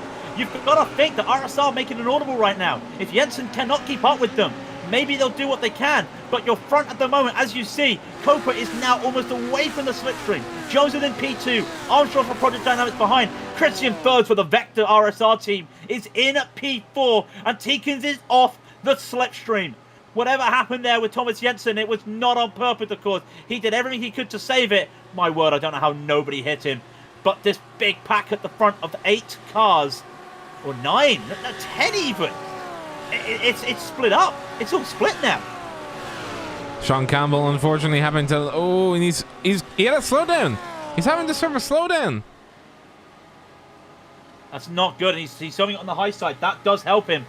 But holding it on the slow side, ooh, he's now losing the Jan Bowl. Does he have all that speed scrubbed off now to serve that slowdown?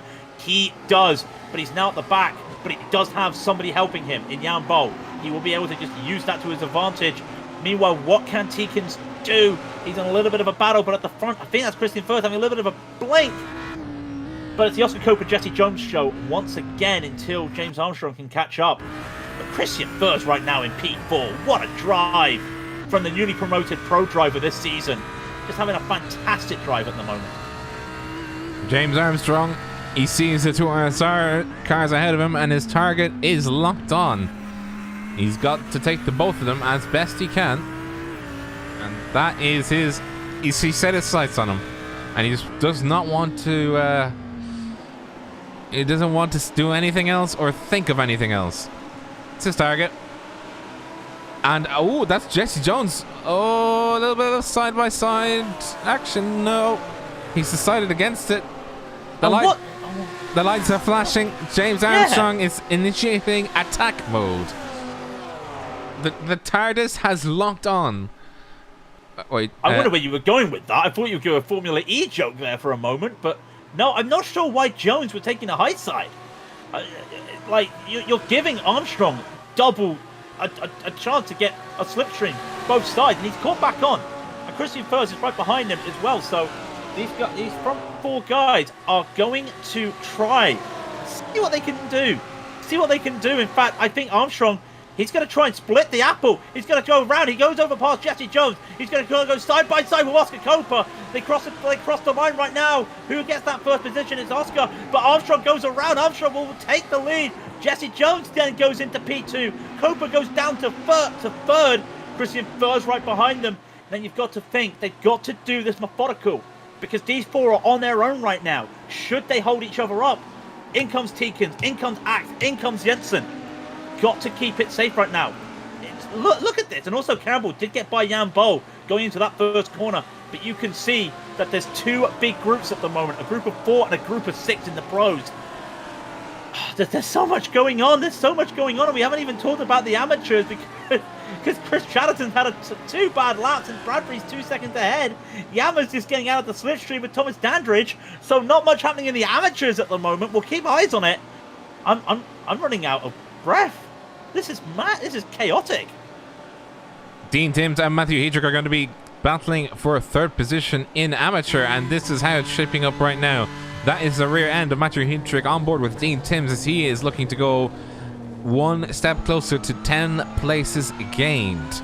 He's done very well, and I mean, listen how tame that engine is. And listen to how tame this is. Rob, just to say, Jesse Jones just overtook Armstrong. He just overtook Armstrong through the inside or the outside.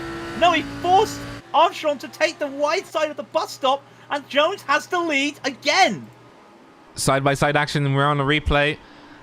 And as you can see, Jesse Jones held the wheel as firmly as he could.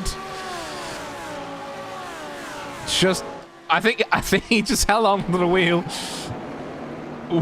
you know, as firmly as he could, and prayed that it went well. And well, he sent it.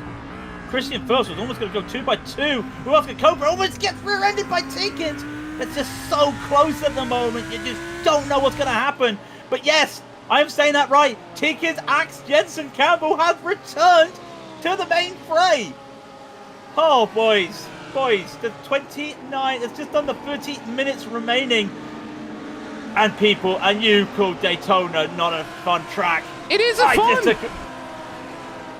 What's this right now? This is crazy. I mean, it's crazy, but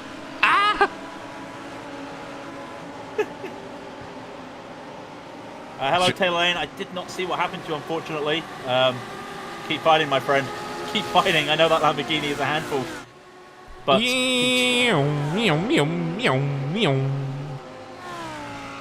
just listen to the just a line of Audis. Then in the middle of it is just Campbell. Oh, and, yeah. Don't forget the Lamborghini of Tikins. Loads of, you know. Yeah, but it's the same. It's the same engine.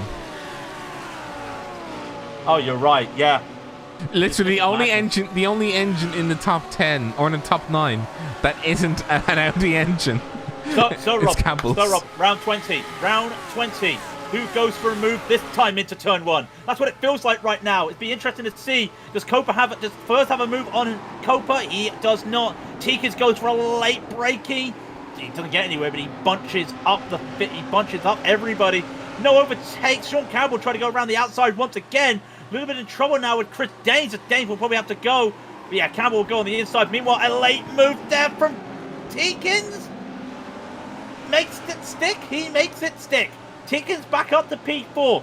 I feel like we keep repeating ourselves right now. It's crazy. It's just, like I said, nothing happens on the oval. And then you get to turn 1, the S's, and the first horseshoe. And then the fireworks go off. It's madness. It is the train of Audis. If they were departing the train station, it'd be, welcome to Pain Train. How can we service you?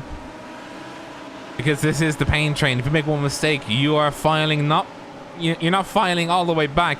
You're flying all the way back, because there is literally very little gap for you to slice back in if you make a mistake on any part of the circuit, really. And let's put it like this, Rob. Let's put it like this. The top 10 are separated by 3 seconds, but they're all in slipstream of one another. 10th to 11th, is 6 seconds. Have I got that number right? 3 seconds, sorry.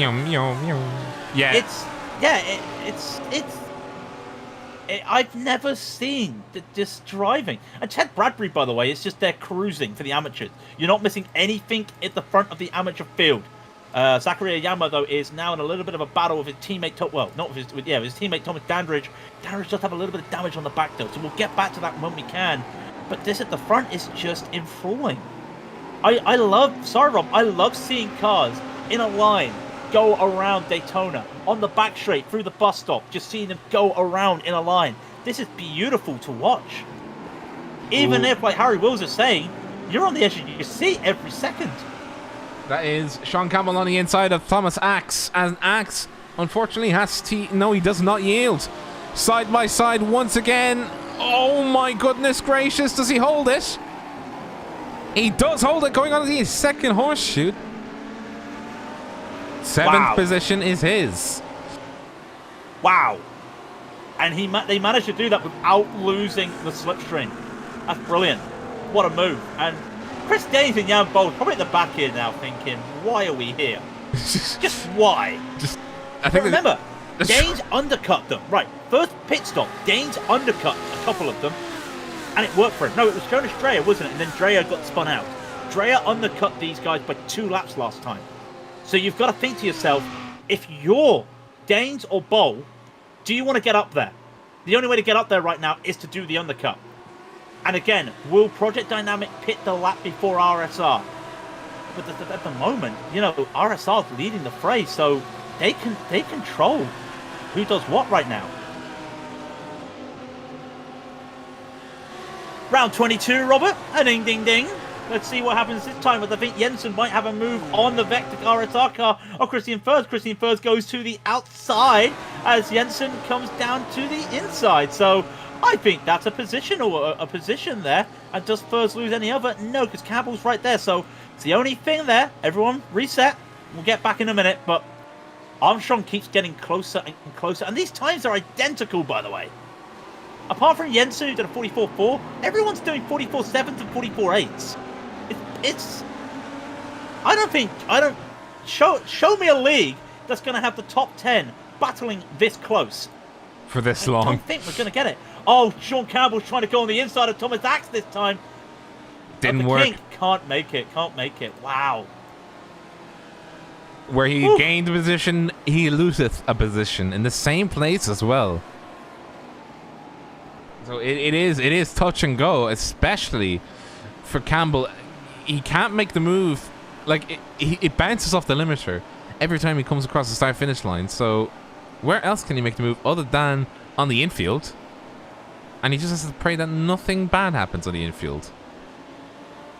But to keep in the top 10 in a McLaren that should not be here because it does not have the top speed, it's one hell of an achievement. To have that car set up right, the guys at Neon Racing have done a fantastic job getting that car set up because they found the limit, and that is the absolute limit. Like you say, he's redlining as he's about to brake for turn 1. It's fantastic what they've done with that car, and it's such a dark horse in the series. This is McLaren. We've seen it before. Linus Technow did it himself. Just really caused them shocks when you had Tim Matskey driving around and dominating the field. Linus would just take a couple wins every now and then, and Campbell's just doing the exact same thing.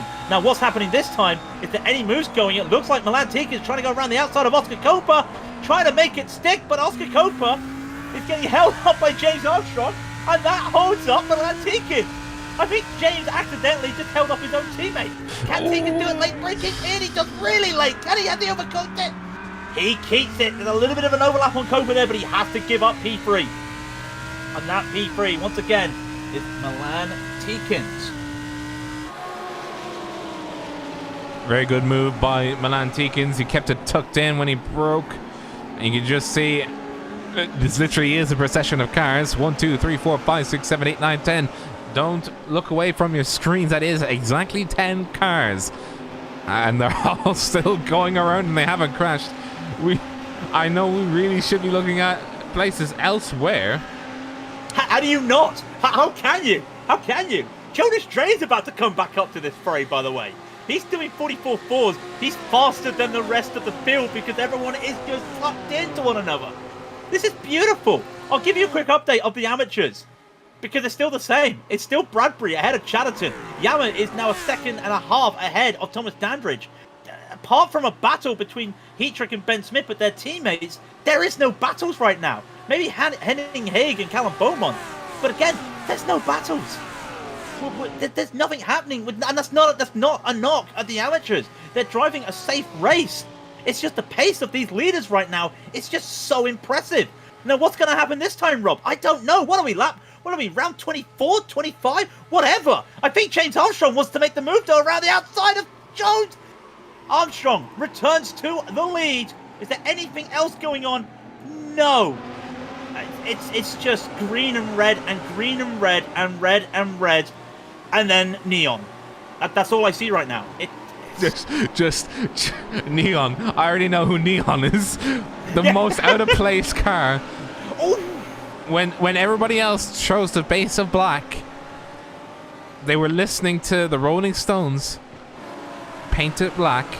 No, Sean Campbell was listening probably to a different. What other song? What song? I think he was listening to "I'm Still Standing" from Elton John.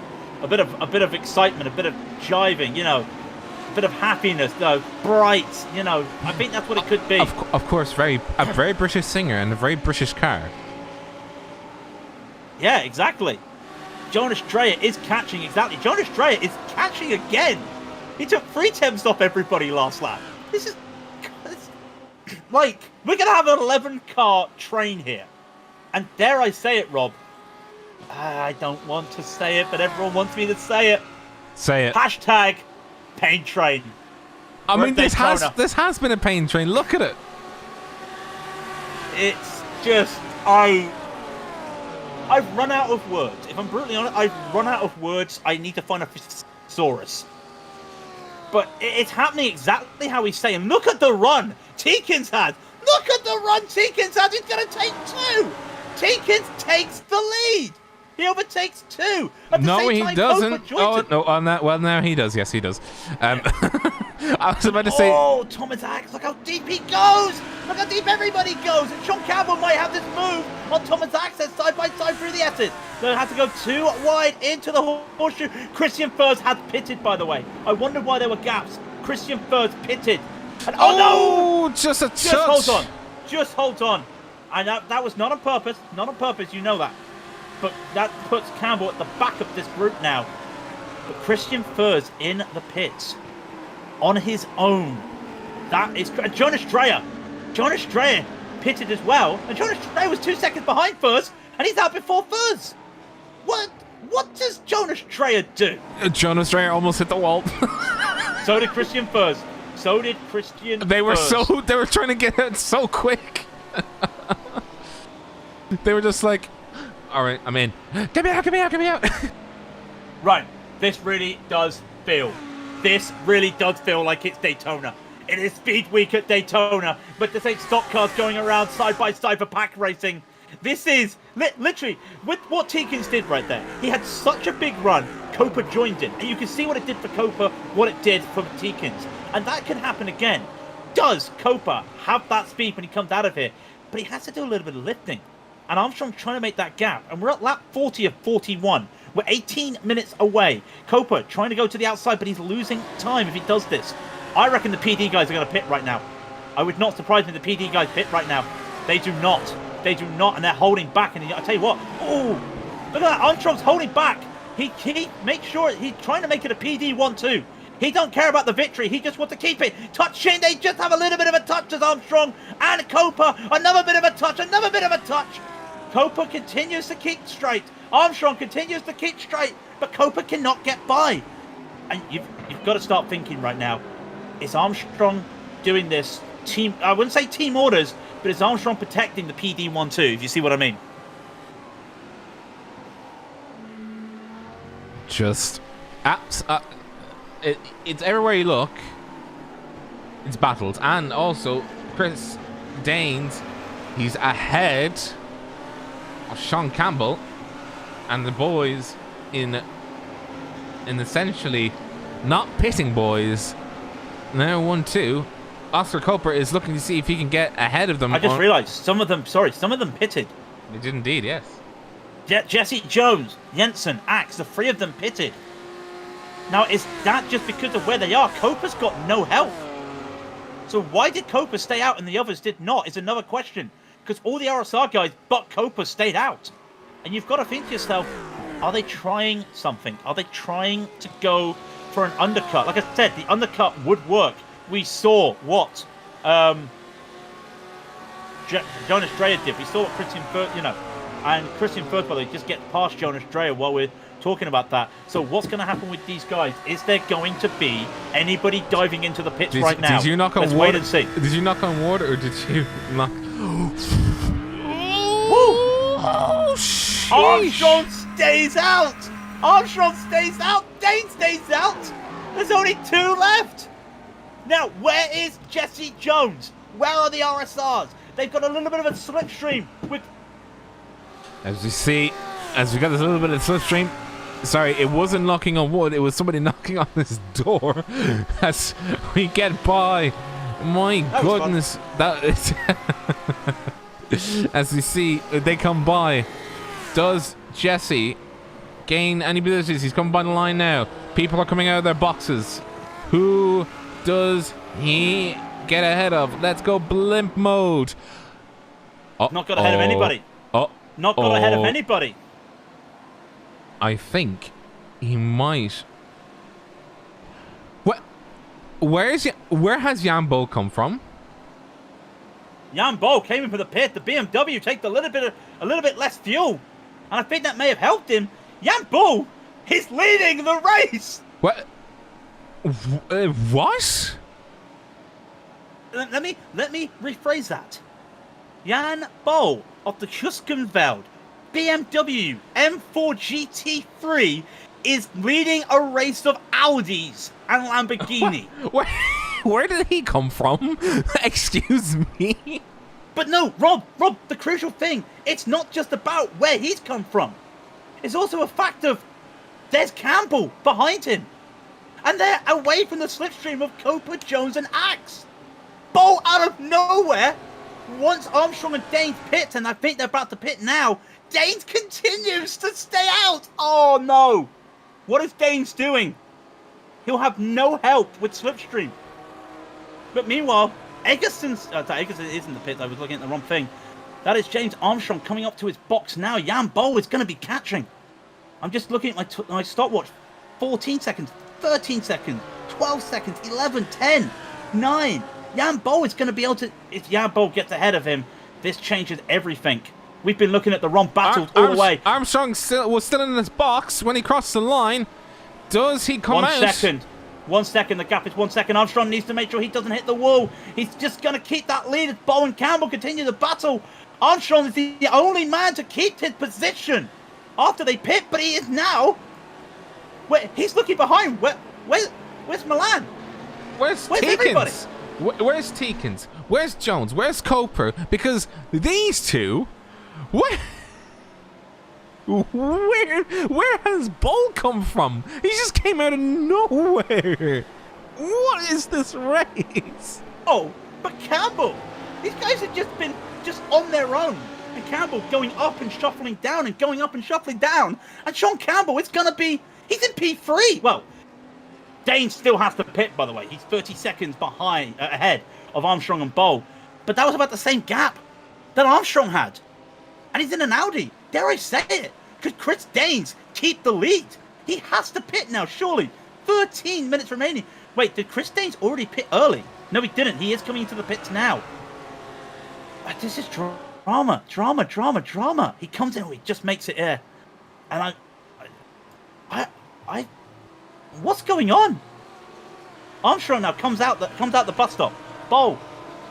And again, Armstrong, Bo, and Campbell, Rob, do not have the toe of Coper. Coper, Jones are in their own bubble. Axe and Teakin are in their own bubble. Christian Furs and Dreyer are in their own bubble.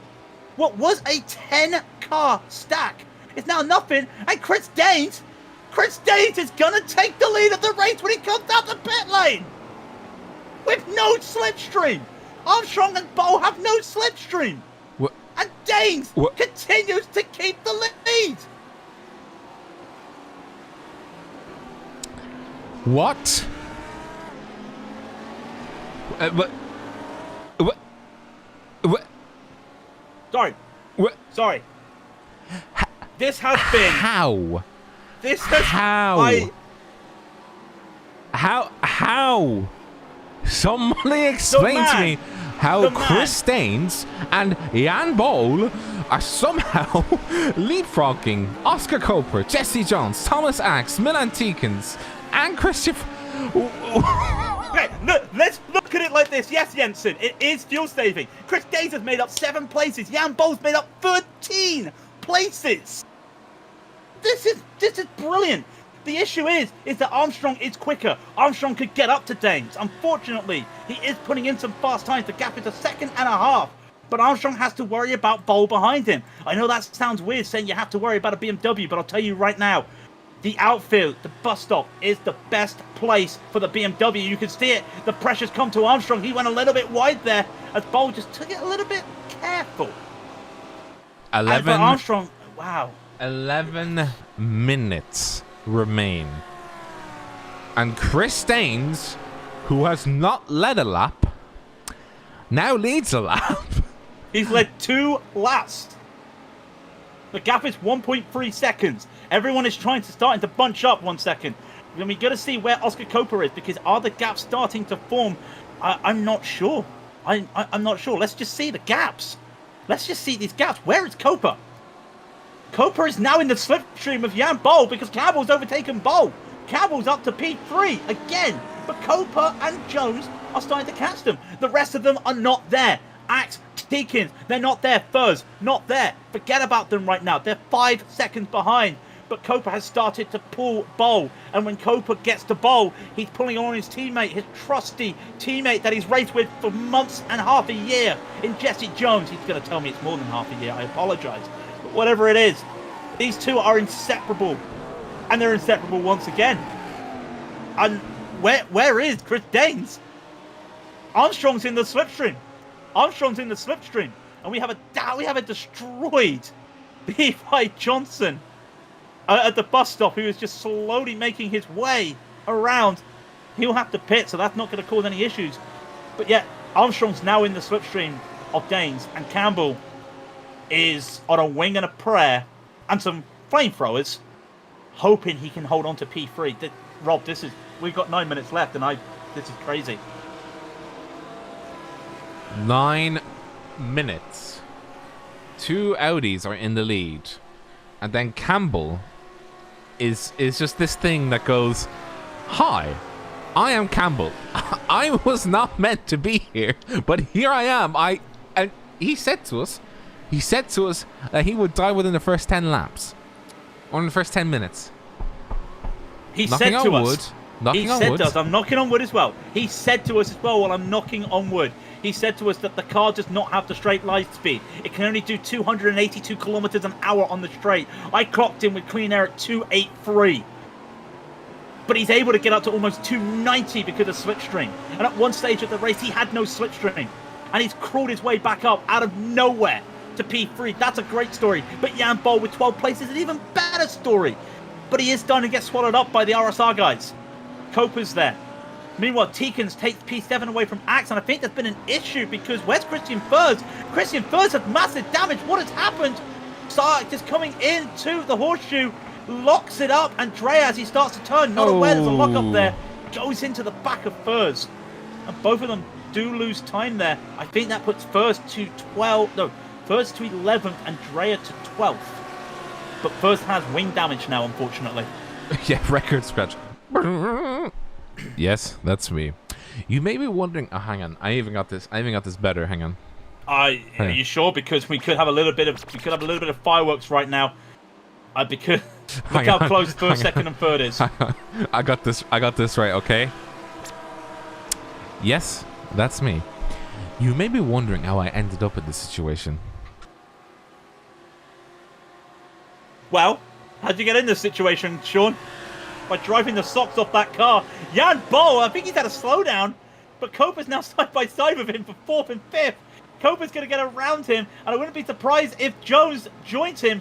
The storyline dream for Bo is over. He's going to take P6. I mean, that's still a great drive for that BMW, though. Actually, he's in P5. He's battling with Jesse Jones. Side by side, they go. A little bit of overlap there, a little bit of touching. They're okay. They're okay. I don't think Bo realized he was that close to Jones. Does Jones go for a late move here? He's already turning. He's already turning. They don't get it. No! Dane's spun! Dane's spun! Dane's spun! Oh, no. Lost it on his own! Lost it on his own!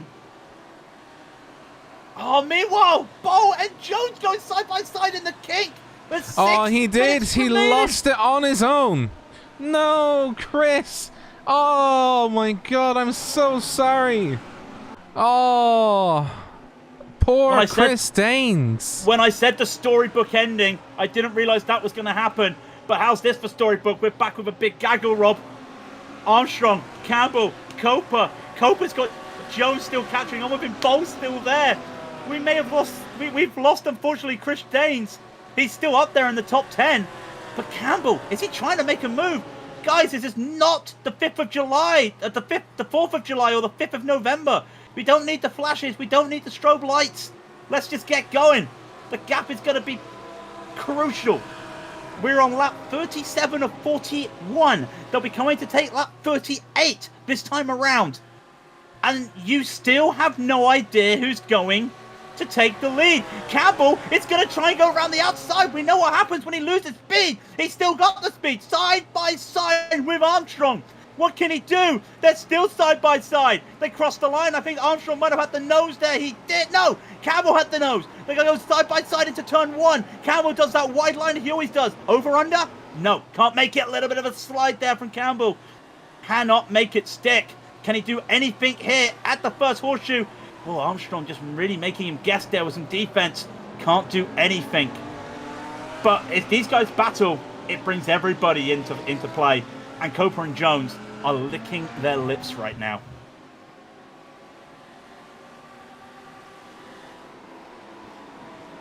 Sorry, I need to catch my breath. Wow. James Armstrong now leads the race. Hey, there's the plane.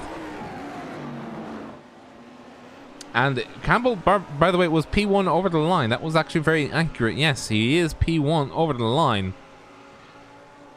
And we now have a 5-car tribute gaggle coming through with Campbell and Armstrong about to do battle once again. And that's Campbell going on the inside, coming up to the bus stop. He doesn't actually go on the inside. He's just making sure that James Armstrong knows he's there. He's asking the questions, isn't he? He's asking the questions. He's forcing. He knows. Yeah, he's forcing. As they would say in Australia, he's forcing the issue right now. Because he knows if he can get side by side with Armstrong, if he stays like this for the rest of the race, he might be able to do it. But here comes Copa. Here comes the RSR boys. Here they come. Copa's going to get side by side with Campbell. Copa's going to get side by side with Armstrong. Can he? Or it's a little bit of an overlap. Not a lot, though. Copa might lose his position. No, Campbell yields. Campbell decides it's not worth it. But wide goes Copa, and Campbell just slides right back in. So everything there goes to fruition. But if that was the finish line, Copa would have had P2. But you would have known that was the finish line. Campbell would have gone for more of an aggressive defense there. Oh, God. Oh, God. Oh, man. Quick update in the amateurs. We've got to just give you an update in the amateurs. They are racing themselves. They are battling hard. But at the moment, it is Bradbury, Chatterton, Dandridge. There is no battles at the front of the amateur field. I think Yama must have had a mistake. He's had another mistake as well. So that's unfortunately Yama's race over. Let's get back to the pros. We've just given you an update for the amateurs.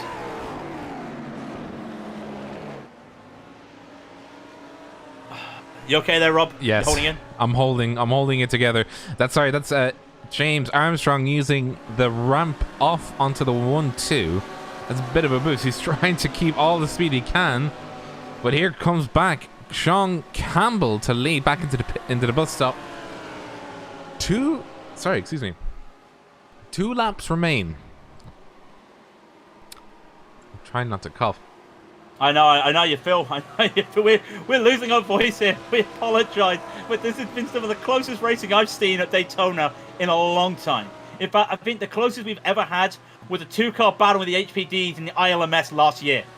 And that just shows you how long it's been. There's been so many battles, but nothing as absolutely crazy as this. Now, Campbell's going to get alongside. Is this practice for what can happen on the penultimate lap? We don't know. Campbell will probably take the P1 as they go across the line. He does. Can he break around Armstrong? Can he hold it on? Trying to go around. He might make the stick. No. The overlap's not there. Copa is behind, waiting. Copa and Jones. Jan Bo has fallen off the pack. He's on his own. Dane's also fallen off. Teekins is battling Thomas Axe and keeping on to P7. Nothing happening there. You're missing nothing else on track at the moment. I promise you. If there was, we would tell you.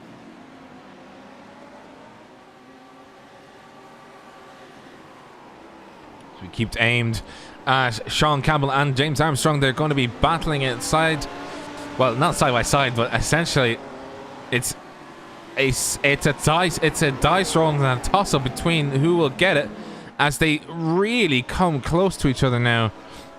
This is how it shapes up. That is Campbell not getting onto the ramp as quickly as he should be. He's a few Ks down. He was 2 Ks down because I don't know if you saw it. Armstrong went high coming out. He was a little bit wider coming out, Rob. I'm not sure if you saw that. He definitely. I saw that, but I was wondering why Campbell didn't join up onto the oval section quicker than he did. He was sat on the apron quite heavily. Much more than I would have imagined to be necessary. And he's going wide again. What's he doing? It's too early. It's too early for this. If this was the final lap, it'd be too early for it. He needs to keep that slipstream. But this is coming to the final lap, Rob. Now, we know there probably won't be any overtakes here. Will Copa and Jones, will they start racing each other is the next question. We don't know. But Campbell goes wide. Copa might just slip in right here on the inside. This could not be good. Copa just can't. Look at the gap between the two of them. He cannot slide in. He's going to be able to just hold on to it. Is there going to be any late move? Copa, come off the hour, come off the man. He's going to go for a late move. He had forced Campbell wide, but there's an overlap. They're side by side. They're not side by side anymore as Copa's yielded. He's looking at the kink. He's looking at the kink, but he's not going to take the kink. He's just going to hold on. Will he make a move into the second horseshoe? He's thinking about it. You can see the car squalling. He cannot make it. So, this is the situation right now. We come to the oval. We come to the bus stop. And then it's a drag race. I simply put, it's a drag race. Hold on to your belts and buckles, because the next minute is going to be fireworks. As they come around the NASCAR 1 and 2, they're going to be absolutely caning it towards the start-finish line. And that is Oscar Coper looking at the rear end, and he is sliding up towards the two pairs, and Campbell's trying to break the slipstream, and he doesn't want to do anything here. It is going to be a drag race, and Campbell now is looking to see if he can do anything. We're on board with Oscar Coper as they do absolute mesmerizing battle. Let's break away the timing tower. You don't need to see that. We need to see what happens here between the boys. He's gone too early. He's gone too early. Sorry, he's gone too early. Has he gone too early? He's got the speed. This is going to be a photo finish to the line. Does Campbell have it? Campbell, Armstrong. Campbell's got the lead. No, it's Armstrong. It's Armstrong by the barest of margins. By the barest of margins. It's Armstrong. And I mean the barest. Oh, my word. 0.002 separated these two. I want you to see for yourself what that looked like on both of their cameras, side by side. Oh my goodness gracious. Do you know what there is? I'm looking at it right now. I have a photo, not a very good photo. The gap is the gap is like I don't know, if I put my shoe there, that's not even the gap. This was the move that made it happen. Do you want to see what exactly happened at the start-finish straight? I'll show you what exactly happened at the start-finish straight. Let's go over there. Who needs Alex Horn? Who needs Alex Horn getting fantastic camera angles at the line when you've got this? When you've got this. Exactly. Let's go and see what on earth happened. I honestly thought. You know what? Pascal, the race control, Pascal Raidillon, sorry, Pascal. He's taken a photo. It's close. It's close. Oh, well, I messed up the replay. Oh dear. Let's just go ahead and rewind that and botch my mistake. And now we've gone to the start of the race. Okay. Let's try. I'm just saying, that is an iRacing highlight. That is an iRacing highlight. Indeed. Look at this. Just the two individuals coming around and just blaring it. And we have an image. From two images. We have two. Yeah. One from I'll use this one. I will use this one just to demonstrate. Let's see if I can get this. Well, hang on. Let me try and see if I can get this for you. Can you do that while I'm trying to catch my breath? Because yes, absolutely. Let's just speed it up real quick. A fun fact. Yeah. I honestly thought he had it. On my relative, he had it. And just very slowly, you can see we're at 16 times slower. I honestly thought Sean had that. Bang. The fairy tale. There it is. You can see it for yourselves. We're using our pen right now. That is the gap. That was the gap.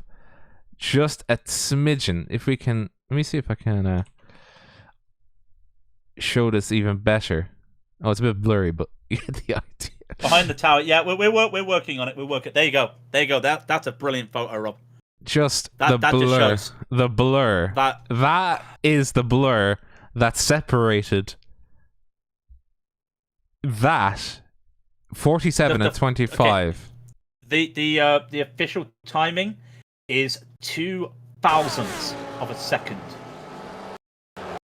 That is 0.02 of a second. I mean, first and foremost, Sean Campbell never thought he would be up here. And he did it. The pit strategy worked for him. I mean, we had a race, Robert. I mean, shall we quickly go over the results? Do we have to? We have to. Oh. Like I said, according to iRacing, the gap, you see it there. 0.02 of a second between James Armstrong and Sean Campbell. Oscar Copa and Jesse Jones, they lost 2 places. They started first and second. They finished third and fourth. And Jan Boll, come on, everybody. We talk about what Sean Campbell did. We have to applaud what Jan Boll did. 11 places made up in a BMW. A BMW which it struggles on the infield here. It's fast when it comes through the stuff like the bus stop and the kink. What a performance from Jan Boll. Chris Daines takes 6th. What could have been for Chris Daines? And then Thomas Axe in 7th. Milan Tikens 8th. Matthias Jensen 9th. And Ted Bradbury, he had a quiet race. Well, I say a quiet race. He had a couple offs and came back and just dominated. Once he got back on the track, kept 4 wheels on the track, wins the amateurs. Jonas Dreyer, what could have been for Jonas Dreyer as well. He had a little bit of a tangle with Christian Furs. Dreyer finishes in 11th and Furs finishes in 12th. Chris Chatterton comes home in P2 for the amateurs, with Dandridge in P3. Ben Smith in P. It's Ben Smith, Matthew Heatrix. Should we just let them go by because we have a lot of people in the waiting room? Yeah, let's just let them go by. So we'll bring him in because while we start bringing him in, this is the RSR boys because I called you guys Team Ineos at one stage because that's how dominant you were at the front of the field. Copa taking a P3, Jones taking a P4. We had Thomas Axe taking a P7 and Jensen taking a P9. taught me. I don't know where to begin. I think the key thing to begin is you all took a different pitch strategy at the end. Can somebody tell me what happened there? That was purely down to people using a little bit more fuel than each other. So the few of us that pitted the lap earlier just had to, and the other people that could stayed out and kept in the draft. So it's purely down to we just saved different amounts of fuel just because of where we were at track at that point. So were you expecting to be so split out afterwards? Because it took me by surprise to see everyone behind. I know Thomas and Mateus just so far behind. Like, did that take you by surprise? Not really. The pace was quite high up front, but we had some cars between our cars, and that was quite difficult to manage. But yeah.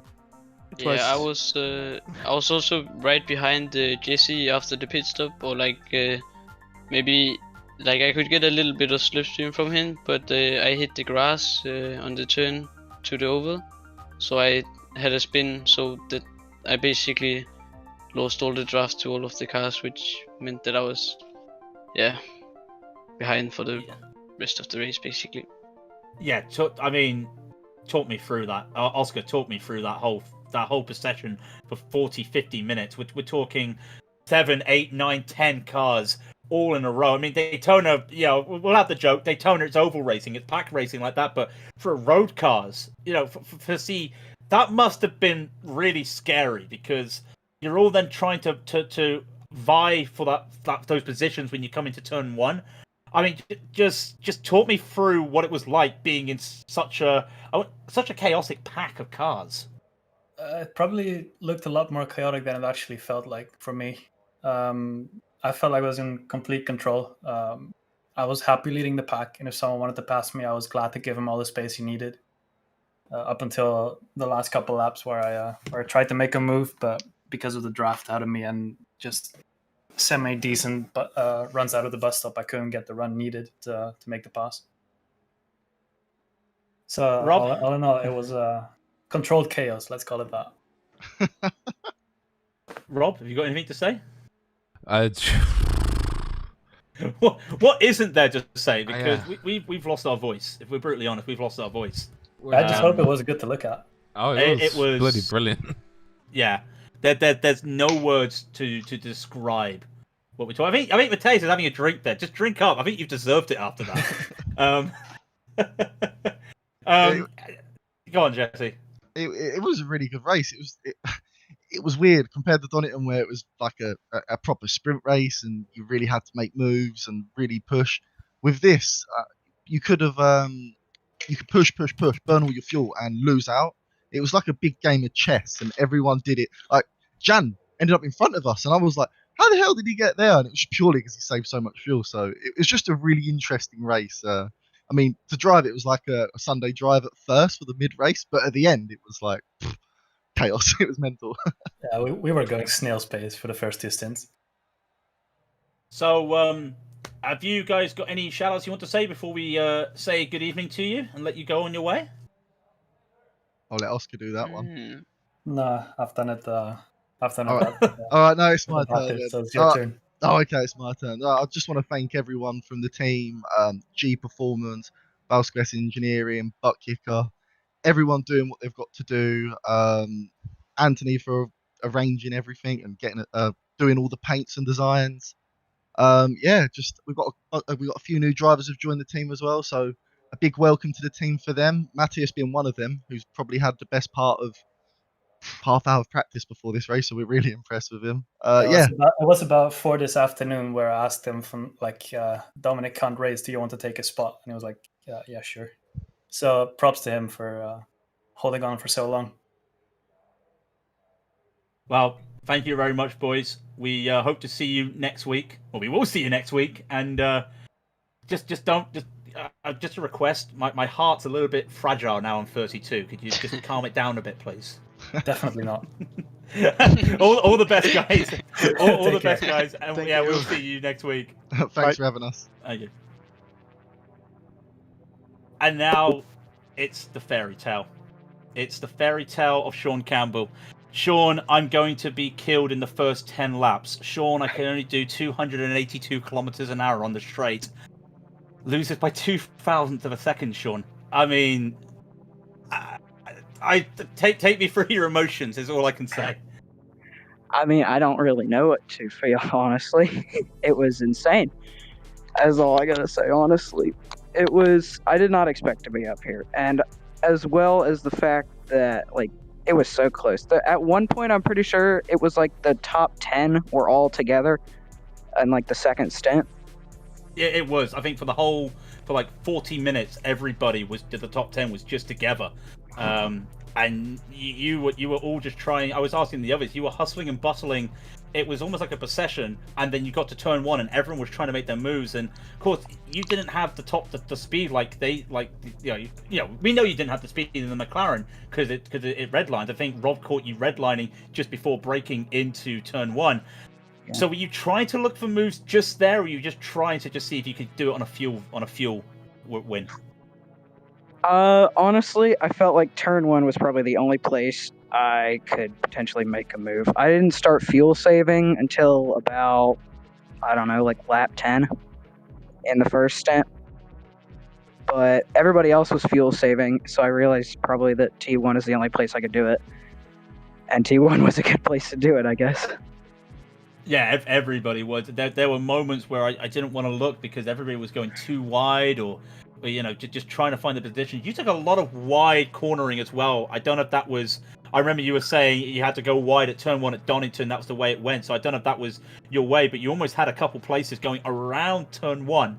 And then you had... I've lost count how many times you were forced too wide into the kink. But I do recall you did go off, and I don't know how you saved the car. I remember that. Honestly, the McLaren, on lap 1 for the McLaren, you have to... I don't remember if I broke during the race, but like most of the time for safety reasons on lap 1, you have to break through the kink. So I was like half lifting for like the first 5 laps. But once the tires warm up, it gets really nice. And I got to the point where the tires warmed up, and I guess that's why I survived. Rob, I don't know if you've got anything to ask. No, I'm still trying to process what just happened. I know that was probably the closest result. That is the closest result we've ever broadcasted on, and I don't really know what to say. I know you're a little bit tangled up at the moment, Sean. Do you have any? I know you've got some of your fans or your teammates shouting along in chat. I don't know if you've got any shout outs to give before I let you get back to what you were doing. I mean, I would say thanks to James for one, because he paid for me to be in the series, and I'm very glad that he did that. Shout out to Eric, because he's super supportive, and shout out to Michael, because he's a nice guy, and Chris Daines is a beast. Yeah, I was just about to say, Chris Daines is right here, and we're going to be talking to him right now. Thank you, Sean. You can stay around if you want, but Chris, what? We're here talking. This is the thought process of me and Rob. We're here thinking, oh, Chris is on his own right now. He's not got any slipstream. What's going to happen? Chris is pitting. Chris is still in the lead. What's going on? We thought for a moment you had it, and unfortunately, the horseshoe happened. Yeah. Well, I was not very pleased with my qualifying time, so I thought I'd sit behind everyone and fuel save from lap 1, and that was my plan because I knew I'd come out in the top 3 towards the end of the race, the last 15 minutes or so.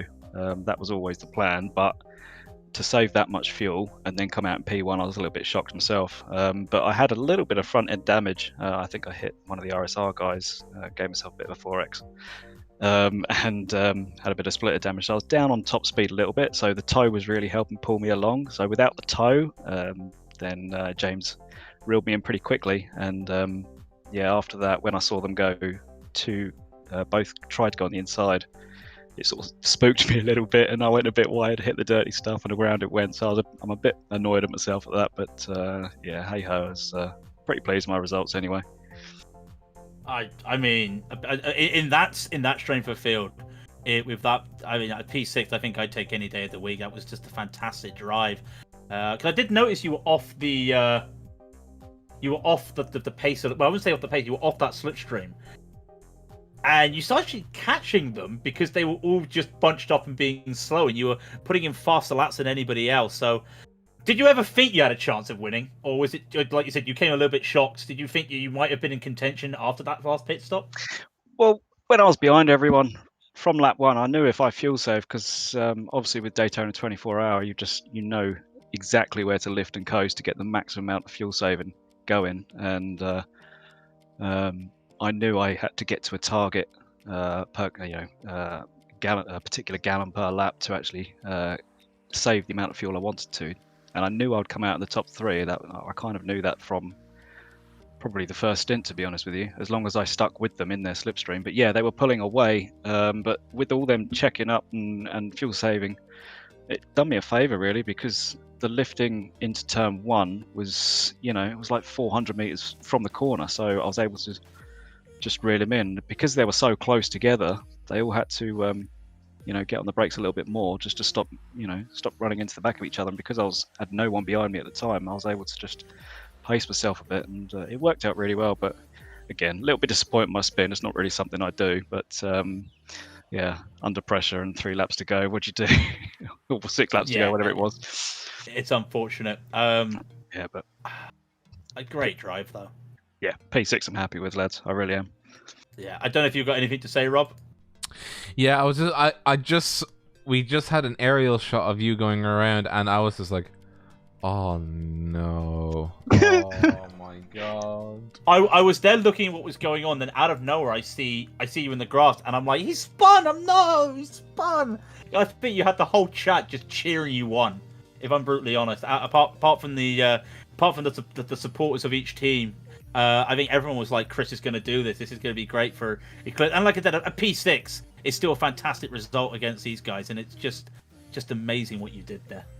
Yeah, I mean, this season I'm definitely feeling I can definitely get up there with the top 3, and I'm looking forward to the rest of the season, to be honest, because that's kind of where I want to be the rest of the season, and I know I've got the pace, and it's just a matter of putting in as many laps as I can to try and stay with these guys, because these guys on the track are just crazy fast. So I'm happy to be up there with them, and again, there's great respect between everyone on the track, and especially today, it was just brilliant. It was absolutely brilliant. I had so much fun out there, and just big congratulations to everyone, and yeah, just thoroughly enjoyed it.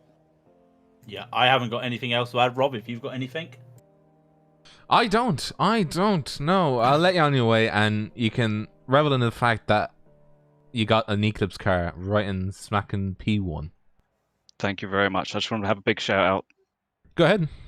Yep. Big shout out to Eclipse and Skull Sim Gear, and thanks for all the teammates I've got around me to help me along as well. I really appreciate all the support I get from this team. It's absolutely mega here, so thanks. Thank you very much, and all the best, Chris, and we look forward to seeing you next week. Thanks a lot, guys. Cheers. Cheers. Now, Rob, there's one thing I do want to bring up, because there's been a little bit of talking, and I don't know if you can bring it up on the replay, because we did miss a last lap overtake. Milan Tikans unfortunately took tyres on the second pit stop, hence why he fell down the procession. But one thing that did catch my eye is we thought that Thomas Axe overtook Tikans. Well, Thomas Axe finished ahead of Tikans. Thomas Axe raised a half a second deficit on the last lap to overtake him at the line. By it's not the same gap that Armstrong and Campbell had, but you're looking at about 400th of a second. Well, go ahead and try and see. Yeah, Axe did a fantastic job there. I've got to be brutally honest. I just watched it back. I know they were talking about it. I apologize we did not catch it, because everything at the front was just so enthralling. But it was the same thing, and at the same time, Thomas did what Sean did, and unfortunately, I don't know if it's Sean with the McLaren top speed or just the way it revs, but Axe was able to take that, and like I said, he was almost a car. He was almost a full car. Tekin's bumper was almost to the back of Axe's car in terms of where they were, but it was that last lap overtake that Axe had, and I know those two were battling as well, despite they weren't with the main pack. So. I might have to do a fair bit of cheating to do this. Hang on a minute. Yeah. But just an amazing, just all around. I don't have any Oh, we're getting there. Oh, we're getting somewhere, I think. Yes, we are. Oh, where is Thomas Axe? Let's go ahead and see if I can see him. Oh, this is the moment. Yeah, you can just see it there.